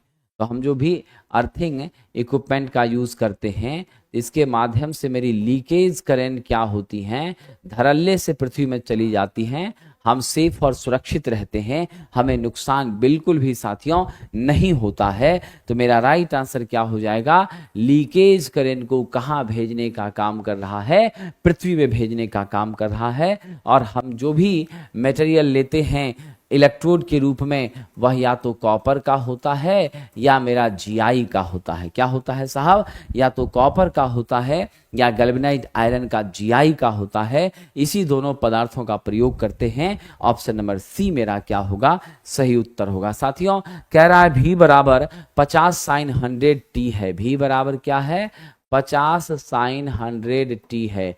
स्टैंडर्ड इक्वेशन से कंपेयर कीजिए, v equal to V M sine omega T, है ना। इससे कंपेयर हमने किया तो मेरा वी एम कितना मिल गया, 50 वोल्ट। मेरी ओमेगा कितनी मिल गई, 100 रेडियन प्रति सेकेंड। अब आपसे क्या पूछ रहा है, आयाम और आवृत्ति के मान क्रमशः होंगे। तो आयाम तो हमारा क्लियर है, मेरा देख लीजिए साहब जी, यहाँ पर मेरा क्या है, आयाम यहाँ पर क्लियर है। क्या है मेरा आयाम, मेरा Vm हो गया 50 वोल्ट। Vm तो मेरा क्लियर है कि वोल्टेज का मैक्सिमम मान 50 वोल्ट है। रही बात अब हमारे फ्रीक्वेंसी की, तो हम ओमेगा बराबर जानते हैं 2 पाई f होता है। यहाँ से f बराबर ओमेगा बटे 2 पाई होता है। ओमेगा मेरा 100 है बटे 2 गुना 3.14। सिंप्लीफाई कर लीजिए, इसका मान कितना आ रहा है, ये लगभग 15.9 हर्ट्ज के आसपास आ रहा है। तो मेरी टोटल वैल्यू क्या हो जाएगी, हमारा वोल्टेज हो जाएगा 50 वोल्ट और मेरी फ्रीक्वेंसी अब की स्थिति में क्या हो जाएगी, 15.9 वोल्ट हो जाएगी। हम उत्तर कौन सा ले लेंगे, ऑप्शन ए ले लेंगे। ठीक है, यहाँ 50 हर्ट्ज लिखा है और 15.9 वोल्ट लिखा है, इसलिए यह सही उत्तर नहीं है। मेरा उत्तर कौन सा सही है, ऑप्शन नंबर ए सही है। ठीक है, क्या है, ऑप्शन नंबर ए सही है। चलिए आगे बढ़ते हैं, अगला प्रश्न। पावर ट्रांसमिशन में लाइन का कार्य डैश का सपोर्ट करना है। तो पावर ट्रांसमिशन में लाइन का काम डैश को सपोर्ट करना है। जल्दी बताइएगा किसको सपोर्ट करना है। मेरी जो टावर्स होती हैं, ये जो टावर्स होती हैं, यह मेरे इस ट्रांसमिशन लाइन के तार का क्या करती हैं, इसको सपोर्ट प्रदान करके होल्ड करके रखती हैं। यानी आप इसको ऐसे समझ सकते हैं, मेरे सक्रिय कंडक्टर का जमीन से पर्याप्त क्लियरेंस बनाना ताकि जमीन के साथ इसका संपर्क ना हो, है ना, क्या कर हो, जमीन के साथ इसका संपर्क ना हो और मेरी लाइन टू ग्राउंड फॉल्ट ना बने। तो सक्रिय कंडक्टर और जमीन के बीच में सही डिफरेंस बनाना, दोनों के बीच में पर्याप्त गैप बनाना, ये किसका काम है, लाइन सपोर्ट का काम है। ऑप्शन नंबर ए। ज्यावक्रिय तरंग का रूप गुणांक यानी मेरा फॉर्म फैक्टर के एफ क्या होता है, भी RMS बटे भी एवरेज होता है 0.707 VM। अब बटे क्या होगी 0.637 VM। सिंप्लीफाई कर दीजिए 1.11 मिलता है। ऑप्शन नंबर क्या हो जाएगा, डी हो जाएगा। क्या हो जाएगा, डी हो जाएगा। अगला प्रश्न है, व्हीटस्टोन ब्रिज का उपयोग किस तरह के प्रतिरोध को मापने के लिए। तो व्हीटस्टोन ब्रिज का प्रयोग मध्यम मान के प्रतिरोध को मापने के लिए। ये मध्यम मान कितना होता है याद रखेंगे साहब, यह मेरा होता है साथियों 1 ओम से लेकर के 0.1 मेगा ओम के बीच होता है। मेरे विद्वान साथियों आप ध्यान रखना 1 ओम से लेकर के 0.1 मेगा ओम के बीच होता है। और हमारी जो व्हीटस्टोन ब्रिज है यह नल डिफ्लेक्टिंग टाइप की क्या है, इंस्ट्रूमेंट है। कैसा है, नल डिफ्लेक्टिंग टाइप की इंस्ट्रूमेंट है। इसमें हम नॉन रेजिस्टेंस को तभी ज्ञात कर पाते हैं जब गैल्वेनोमीटर से होकर जाने वाली करंट जीरो होती है। जब ये जीरो होती है तभी मेरा ब्रिज क्या होता है, बैलेंस हो पाता है। तभी मेरा ब्रिज क्या होता है, बैलेंस हो पाता है। इसीलिए हम जवाब क्या दे देंगे, ऑप्शन नंबर सी, मध्यम मान का प्रतिरोध ज्ञात करने के लिए।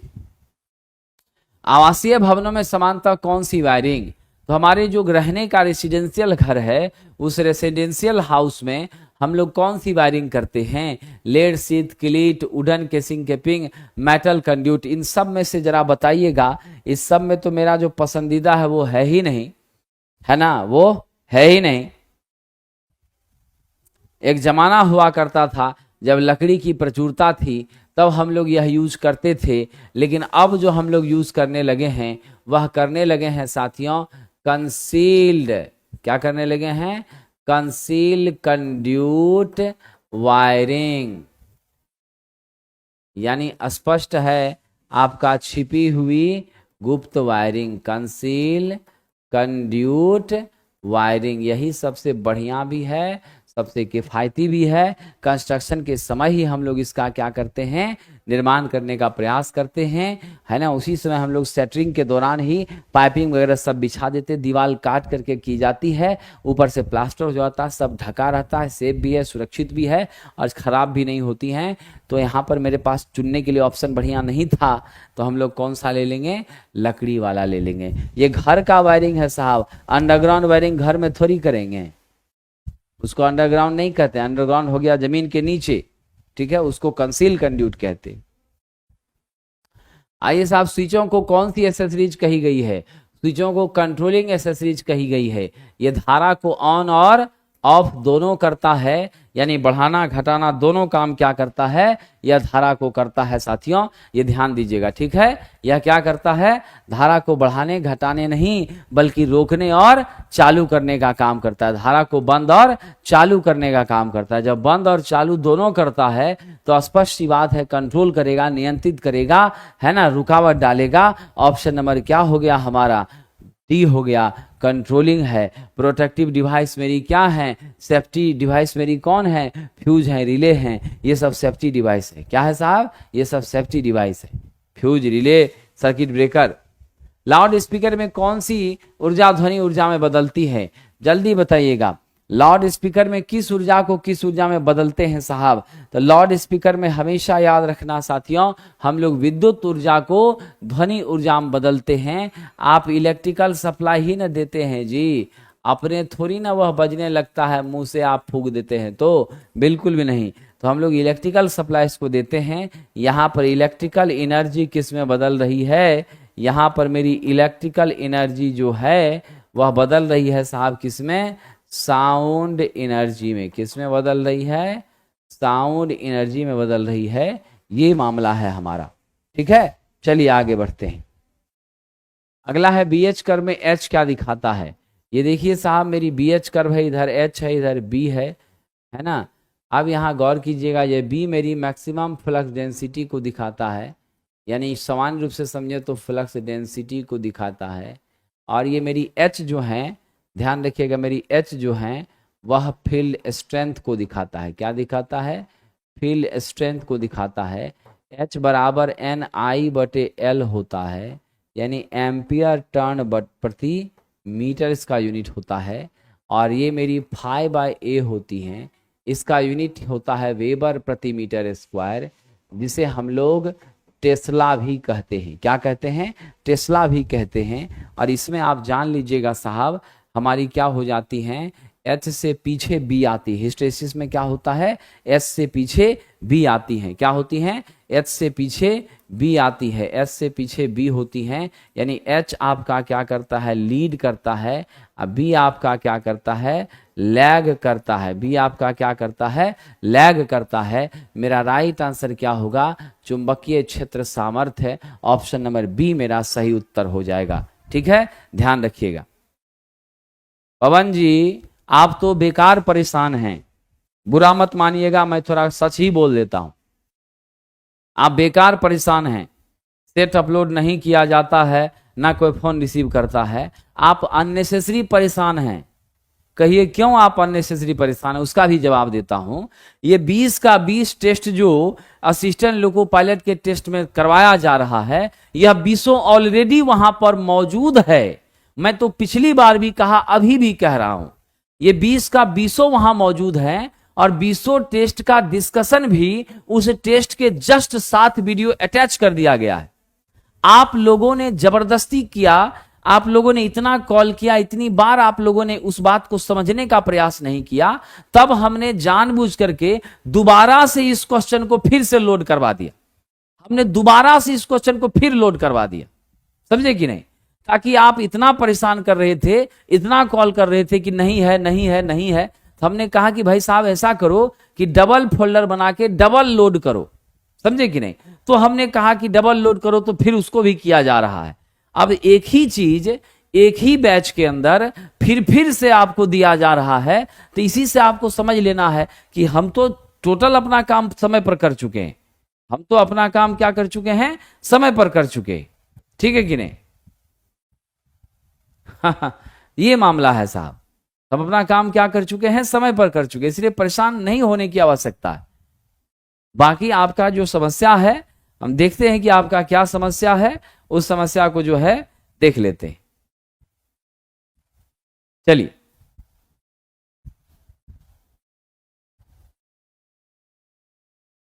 अगला हमारा प्रश्न देख लीजिए, ट्रांसफर तेल जिस ताप पर जलना शुरू होता है उसे क्या कहते हैं। ठीक है, ट्रांसफर तेल जिस ताप पर जलना शुरू होता है उसे हम कौन सा पॉइंट कहते हैं, बता दीजिए विद्यार्थी जी, कौन सा पॉइंट कहते हैं। उसे हम लोग फायर पॉइंट कहते हैं। क्या कहते हैं जी, फायर पॉइंट कहते हैं। फ्लैश बिंदु पर क्या होता है, वाष्पीकरण होने लगता है। क्या होता है फ्लैश बिंदु पर, जिस पर वाष्पीकरण होने लगता है, फ्लैश बिंदु पर वाष्पीकरण होने लगता है, जिस ताप पर वाष्पीकरण होने लगता है वह मेरी फ्लैश पॉइंट कहलाती हैं, जो ट्रांसफार्मर की 140 है, और हम लोग इसको 100 से नीचे ही रखने का काम करते हैं। 100 के पास पहुंचने लगता है, तुरंत ट्रांसफार्मर के संपर्क को हम लोग क्या करते हैं, हटा देते हैं साथियों, और ये फायर पॉइंट पर मेरा तेल में आग पकड़ लेता है, जल जाता है। क्या होता है साहब जी, फ्लैश पर, फायर पर हमारा क्या होता है, जलना शुरू होता है, और फ्लैश पर वाष्पीकरण होता है। इस अंतर को समझ लीजिएगा, फ्लैश पर वाष्पीकरण होता है और फायर पर जलता है, समझ गए कि नहीं। तो इसलिए फायर पॉइंट मेरी क्या होगी, अधिक होगी, समझे। वाष्पीकरण होने के बाद तब ये जलने की स्थिति पैदा होती है। तो आंसर आपका है ऑप्शन नंबर बी। चलिए आगे बढ़ते हैं, अगला प्रश्न।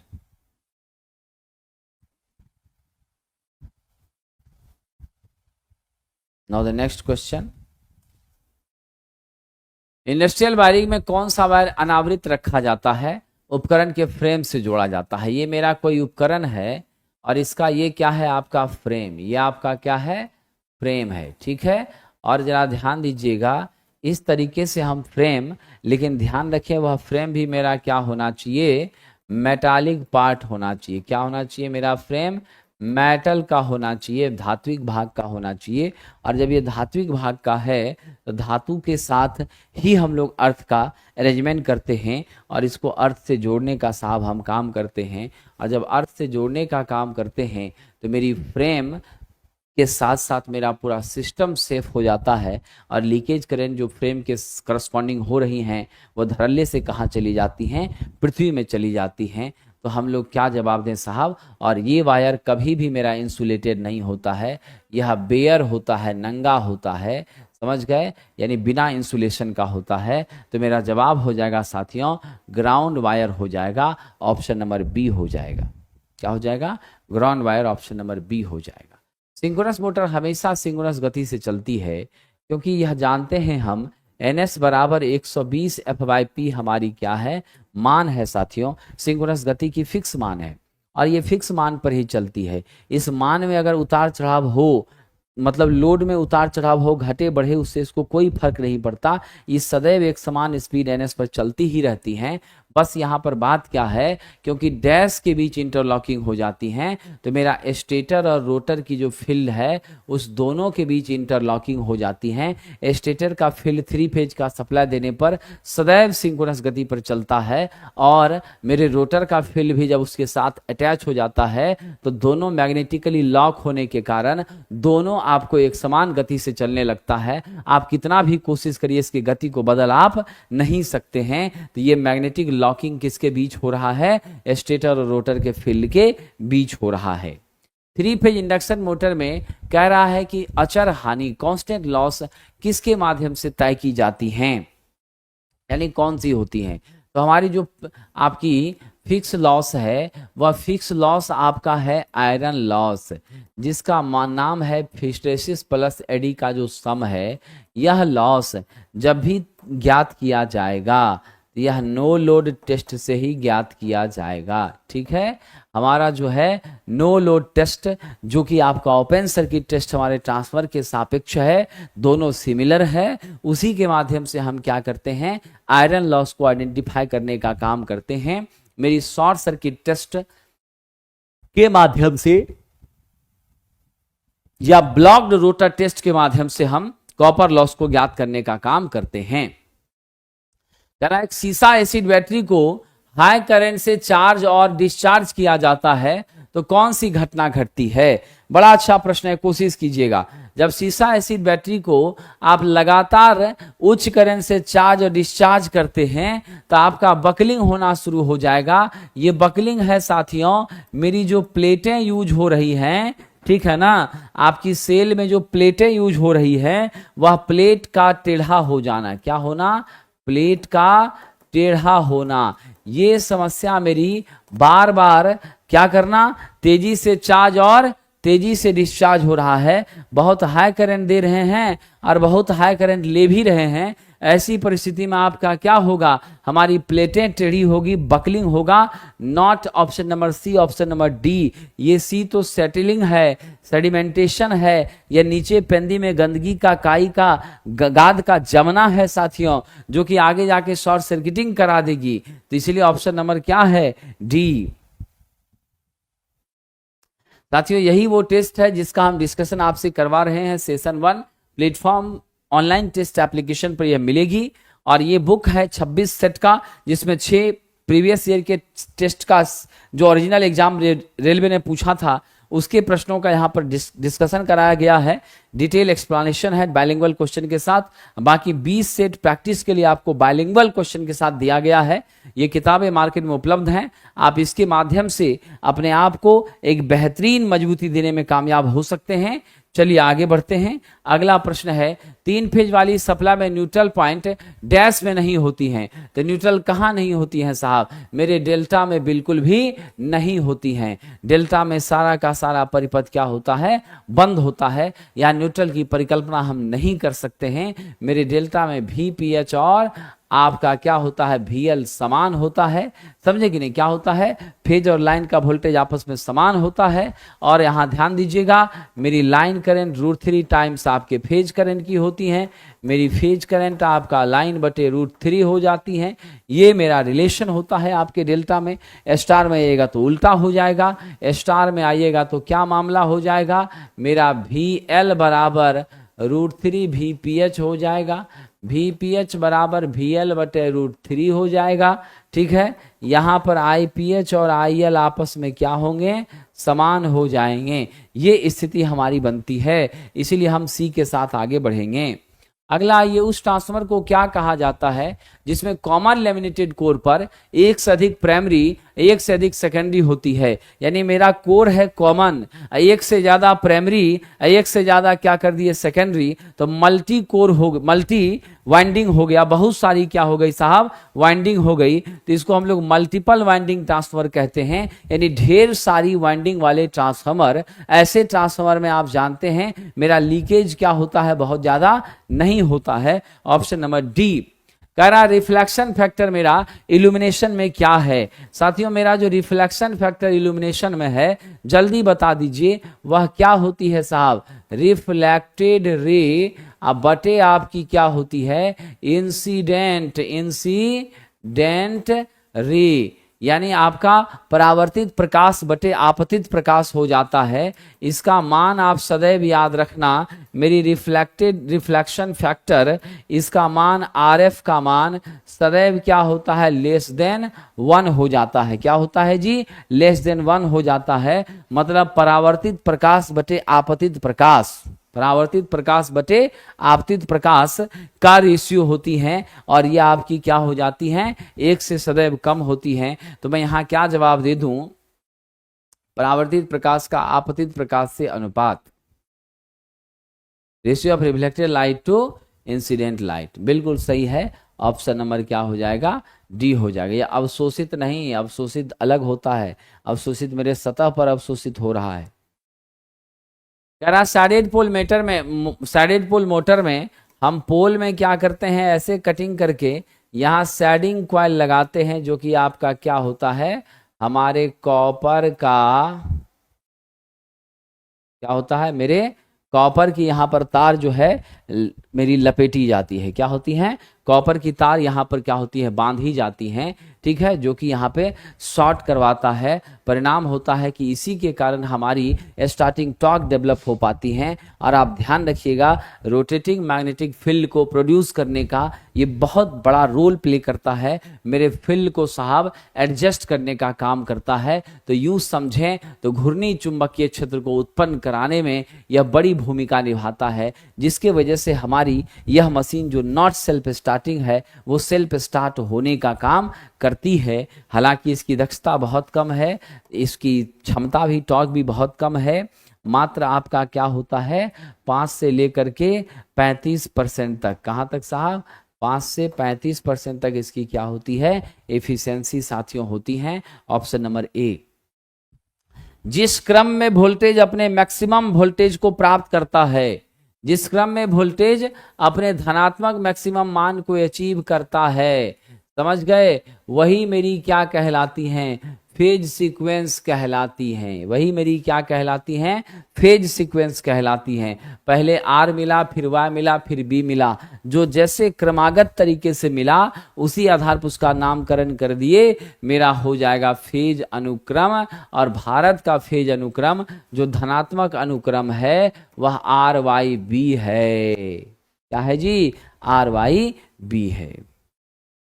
कौन सी युक्ति भूदोष से सुरक्षा के लिए इस्तेमाल में ली जाती है, तो अर्थफॉल से बचाने का काम सबको याद है, ELCB करती है, मिली एम्पियर में इसकी रेटिंग हुआ करती है। पूरा नाम इसका क्या है, अर्थ लीकेज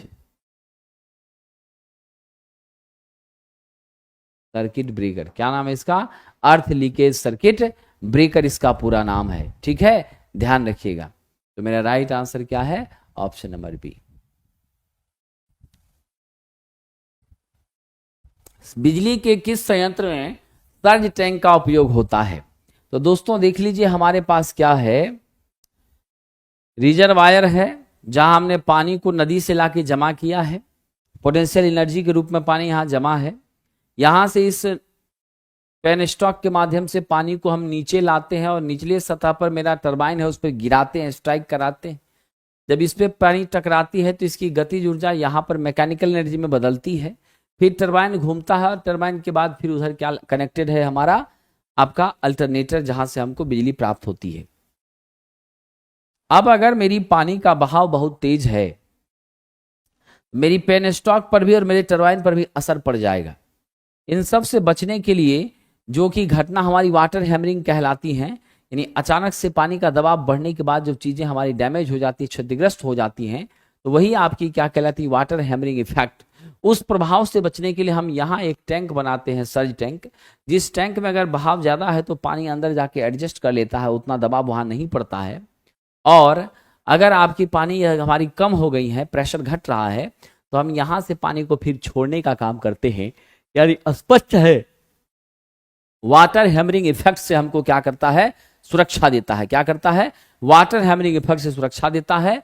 और यह आपका सिर्फ और सिर्फ जल विद्युत प्रणाली में क्या होता है साहब, प्रयोग किया जाता है। तो क्या जवाब दीजिएगा, हाइड्रो इलेक्ट्रिक पावर प्लांट में यूज किया जाता है। आर्क वेल्डिंग की वोल्टेज करंट की विशेषता किस प्रकार की होनी चाहिए? आर्क वेल्डिंग की वोल्टेज करंट की विशेषता जो होनी चाहिए साहब, वह ड्रूपिंग नेचर की होनी चाहिए, राइजिंग नहीं होनी चाहिए। कैसी होनी चाहिए, वह आपका ड्रॉपिंग नेचर का होना चाहिए। ऑप्शन नंबर क्या हो जाएगा, बी हो गया। यानी मेरे वोल्टेज का मान अगर घटे तो करंट मेरा बढ़े, वोल्टेज का मान घट रहा है, करंट मेरी बढ़ रही है। याद रखिएगा साहब, वोल्टेज घटता जाएगा, करंट बढ़ती चली जाएगी। तो हमारे आर्क वेल्डिंग के लिए करंट का बहुत महत्व होता है, इसीलिए हमें यहां पर क्या चाहिए, अधिक मात्रा में करंट की रिक्वायरमेंट है। चलिए आगे बढ़ते हैं। अगला प्रश्न, प्रतिरोध का ताप गुणांक प्रतिरोध में प्रति डिग्री सेल्सियस होने वाला क्या है, परिवर्तन है। तो प्रति डिग्री सेंटीग्रेड, इसी से तो हम लोग व्यक्त करते हैं ताप गुणांक को। और आप जानते हैं मेरा RT खास करके धात्विक कंडक्टर के लिए क्या होता है, R0 into 1 plus alpha T होता है ना। क्या होता है, 1 प्लस अल्फा टी होता है। तो हमारा राइट आंसर यहाँ क्या है, ऑप्शन नंबर ए, प्रति डिग्री सेंटीग्रेड जो हमारी क्या होती हैं, परिवर्तन, वही आपकी क्या कहलाती हैं, ताप गुणांक कहलाती हैं। Option number A. चलिए आगे बढ़ते हैं। अगला प्रश्न,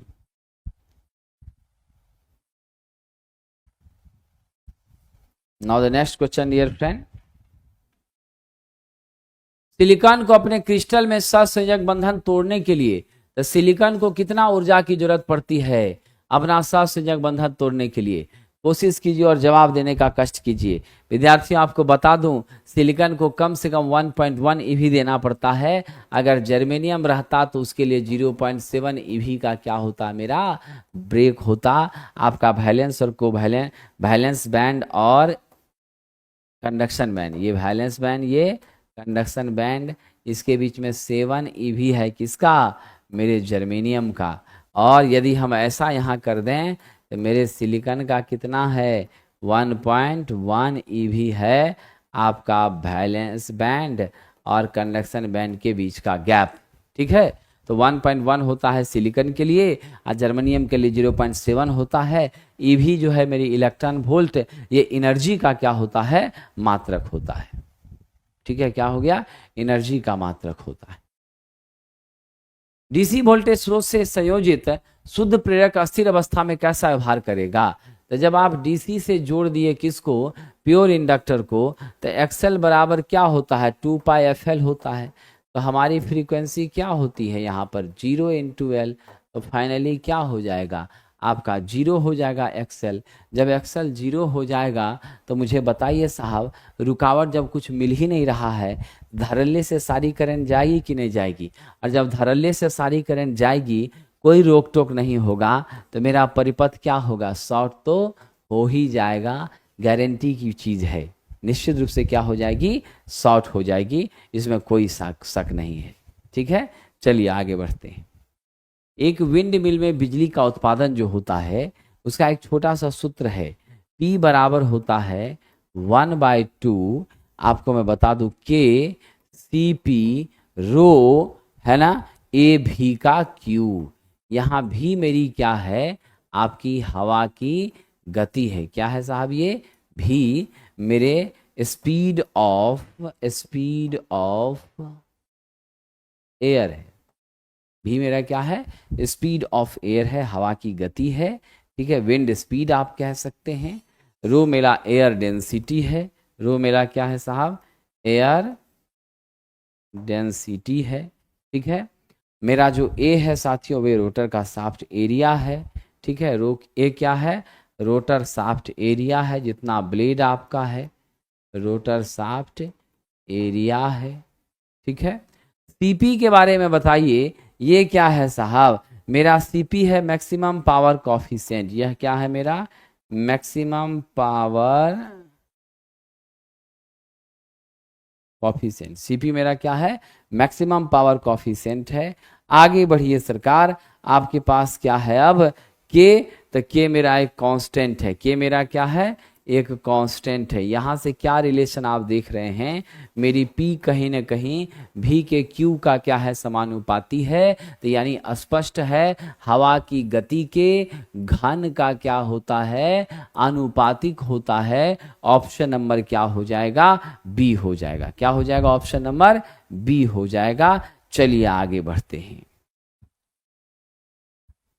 दिए गए परिपथ में I5 का मान क्या होगा? तो देख लीजिए साहब, यहां पर हम क्या लगाएंगे? KCL का यूज करेंगे। Summation of current must be equal to 0। अब आपका क्या हो रहा है? इनकमिंग में आपकी 3 है, फिर आपका ये 2 है, फिर आपका 10 है,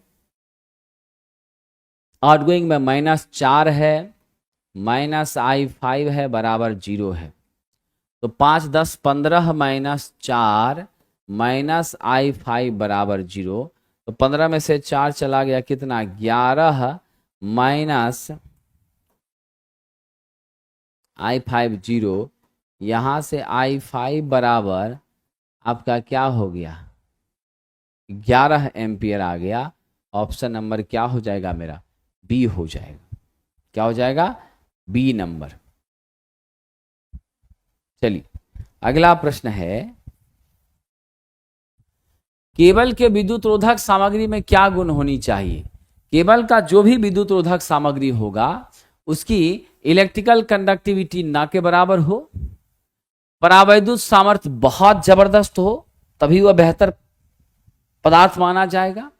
साथ ही साथ इसमें कह रहा है अति अवरोधकता हो, दैट मीन्स इसका इंसुलेशन क्या होना चाहिए? मैक्सिमम होना चाहिए, उच्च होना चाहिए। ये तीनों बातें सरकार सही हैं, हम ऑप्शन नंबर डी लें। साथ ही साथ यदि ऐसा भी रहता यांत्रिक मजबूती, तो वह भी हम समझ रहे हैं क्या होनी चाहिए? बेहतरीन होनी चाहिए, और होगा भी। फिल्टर सर्किट में इंडक्टर क्या कर रहा है? देखिए हमारे फिल्टर सर्किट में जो इंडक्टर लगा है, जब आप एसी उसको दे रहे हैं तो एसी देने के बाद क्या हो रहा है? कोई दिक्कत नहीं है, ऑपरेट कर रहा है, आराम से चल रहा है। लेकिन यदि हम इसको डीसी दे दें तो डीसी में मेरी फ्रीक्वेंसी 0 हो जाती है। एक्सएल बराबर 2πfl होता है, तो हमारा क्या हो जाएगा? 2πfl जब हो रहा है तो यहां से आप देखिए डीसी में f का मान 0, बाकी टोटले टर्म 0 हुआ कि नहीं हुआ? तो जब एक्सएल मेरा 0 हो जाता है, सर्किट को साहब धारा को रोकने वाले अवयव ही मेरे शून्य हो जाते हैं। तो ऐसी अवस्था में मेरा कोई भी क्या होता है? रुकावट डीसी को नहीं मिलता, एसी में रुकावट मिलती है। तो यानी यह जो है डीसी को पास करा देता है, एसी को रोक देता है। तो क्या जवाब दीजिएगा? एसी डीसी, एसी को ब्लॉक और डीसी को पास कराने के लिए, एसी को रोकने के लिए, डीसी को पास कराने के लिए किसका यूज करते हैं हम लोग साहब? इंडक्टर का यूज करते हैं फिल्टर के रूप में। सुरक्षित उपयोग के लिए पेपर से बने अवरोधी इंसुलेटर का अधिकतम कार्यकारी तापमान। तो साथियों ध्यान रखिएगा, पेपर से जो इंसुलेटिंग पदार्थ बने हैं उसका अधिकतम कार्यकारी तापमान कितना हो सकता है? तो 90 डिग्री सेल्सियस तक 20 तक जा सकता है, 90 डिग्री सेल्सियस तक जा सकता है। कहिए क्यों? 90 तक जाने के पीछे का कारण क्या है वह भी मैं बता देता हूं। क्योंकि ये वाय श्रेणी का पदार्थ है। क्या है? हमने ताप सहने की क्षमता के अनुसार कई भागों में पदार्थों को बांटा था। वाय श्रेणी का न्यूनतम क्षमता 90 डिग्री सेल्सियस होता है। कितना होता है? 90 डिग्री सेल्सियस होता है। आपका कागज है, सूत है, रेशम है, क्या होता है इसके अंदर? क्या होता है साहब? कागज है, सूत है, आपका रेशम है ना? ये सब में जो है आपकी तापमान की सहन शक्ति को हम लोग जो क्लासिफाई किए हैं उन सभी पदार्थों में वह कितना तक किए हैं? 90 तक किए हैं। आपको याद है ना, ए श्रेणी रहेगा तो कितना? ए श्रेणी रहेगा तो याद रख लीजिएगा 105 डिग्री तक सह सकता है, ठीक है। आपका ई श्रेणी रहेगा तो कितना तक सह सकता है, 120 डिग्री तक सह सकता है, ठीक है। किसमें, ई श्रेणी में। ई के बाद बताइए साहब मेरा एफ रहेगा तो 155, एफ रहेगा तो 155, ठीक है। आपका एच रहेगा तो 180, एच रहेगा तो 180 तक जाएगा, ठीक है कि नहीं, ये ध्यान रखिएगा। तो हम लोग कितना तक चले गए, ध्यान रखिएगा सरकार, कितना तक चले गए, आपका ए है 105 तक, ठीक है। बी एफ एच सी होता है, ध्यान रखिएगा। तो मेरा क्या राइट आंसर हो जाएगा, यहां पर हो जाएगा 90 डिग्री, क्या हो जाएगा, 90 डिग्री हो जाएगा, ये मामला है। चलिए आगे बढ़ते हैं। अगला, साधारण पुल 11 के भी एचटी वाले सिरोपरी लाइन के ग्रहण पर कौन से प्रकार का विद्युत रोधी, तो 11 के भी का मेरा सिरोपरी लाइन है, उसके लिए हम कौन सा विद्युत रोधी लेंगे जी, फटाफट बताइएगा। आपका 11 के भी है तो हम लोग क्या करते हैं, ये जो छोटा वाला आपका है, हम लोग 33 के भी तक किसका यूज करते हैं, हम लोग 33 के भी तक यूज करते हैं साहब जी पिन टाइप के इंसुलेटर का, किसका यूज करते हैं, पिन इंसुलेटर का। आपको बताकर बहुत अच्छा लगेगा कि पिन का तो हम 33 तक यूज करते हैं, लेकिन यही पिन का प्रयोग हम 11 में करते हैं। और यह नॉर्मल जो मेरी लाइन खींची जा रही है उसके ऊपर सपोर्ट को अर्थ के साथ कनेक्शन बनने से रोकने के लिए अत्यंत महत्वपूर्ण होता है, इसलिए हमारा सही जवाब हो जाएगा पिन टाइप का इंसुलेटर। चलिए आगे बढ़ते हैं। सस्पेंशन तो रहता है यह 765 तक, है कि नहीं है। किस प्रकार के वाइंडिंग का इस्तेमाल आजकल डीसी मशीन में नहीं किया जाता है, तो साहब जी डीसी मशीन में लैप करते हैं, यहाँ पर पैरेलल पाथ पी के बराबर होता है, वोल्टेज कम और करंट हमको ज्यादा मिलती है।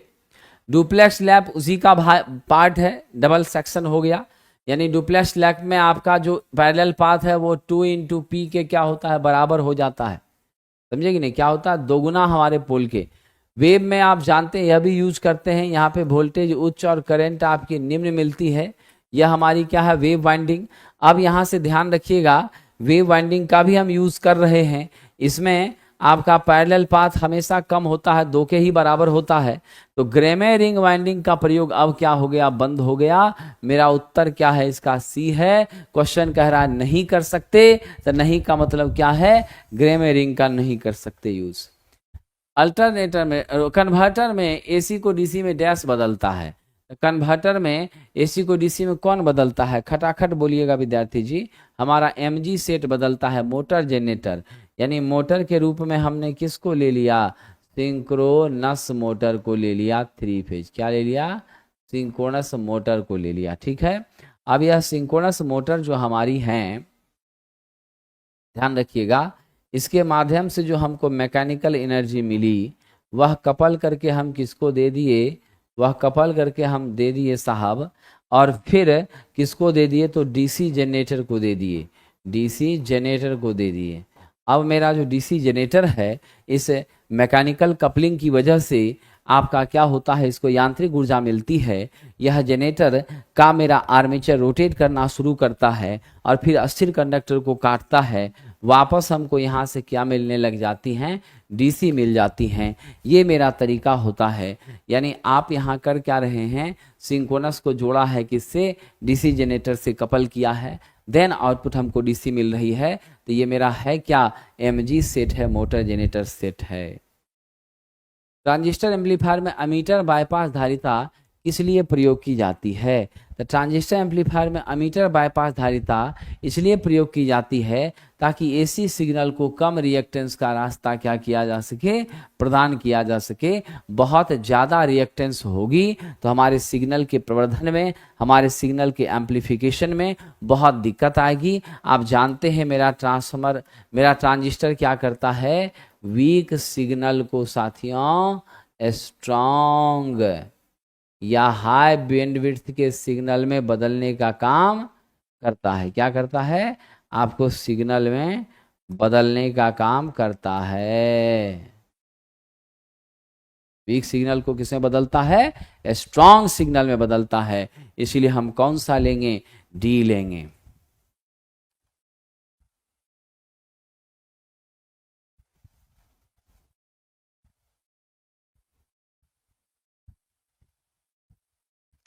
जब आपने कम रिएक्टेंस का पथ आप दीजिएगा तब ना सब आपका तेजी से जाएगा जी।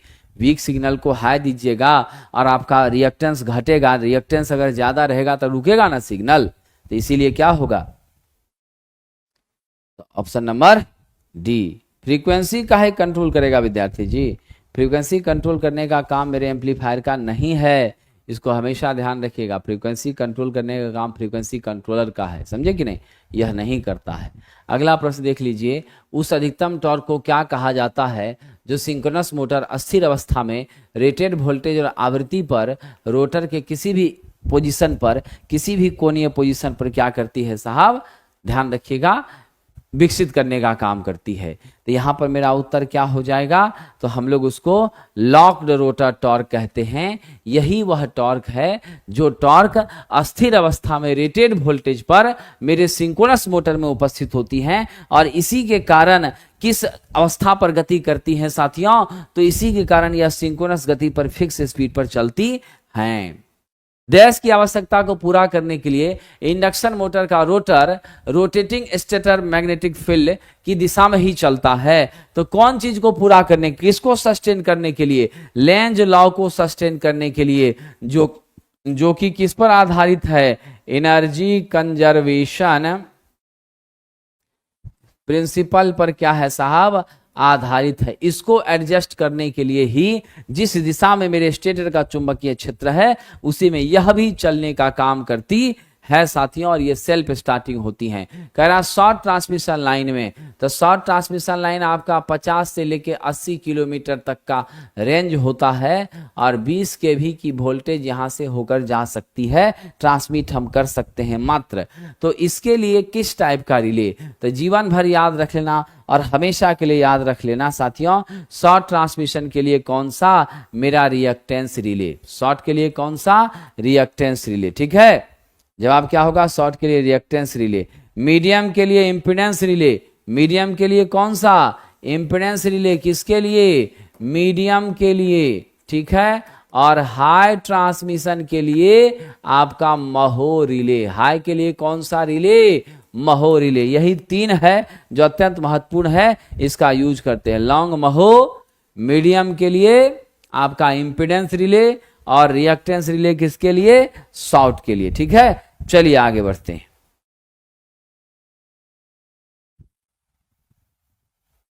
डीसी जनरेटर डैश के सिद्धांत पर तो सब लोगों को मालूम है, फैराडे के विद्युत चुंबकीय प्रेरण के सिद्धांत पे काम करता है। अगर आपने अस्थिर चुंबकीय क्षेत्र के बीच में रोटेटिंग कंडक्टर को सेटलमेंट किया तो ये घूमता हुआ कंडक्टर मेरे उस अस्थिर चुंबकीय क्षेत्र को काटता है और ईएमएफ उत्पन्न होती है। ईएमएफ सदैव एसी में ही होती है। इसको डीसी में बदलने के लिए किसका यूज करते हैं? तो डीसी में बदलने के लिए साहब हम यूज करते हैं किस चीज का?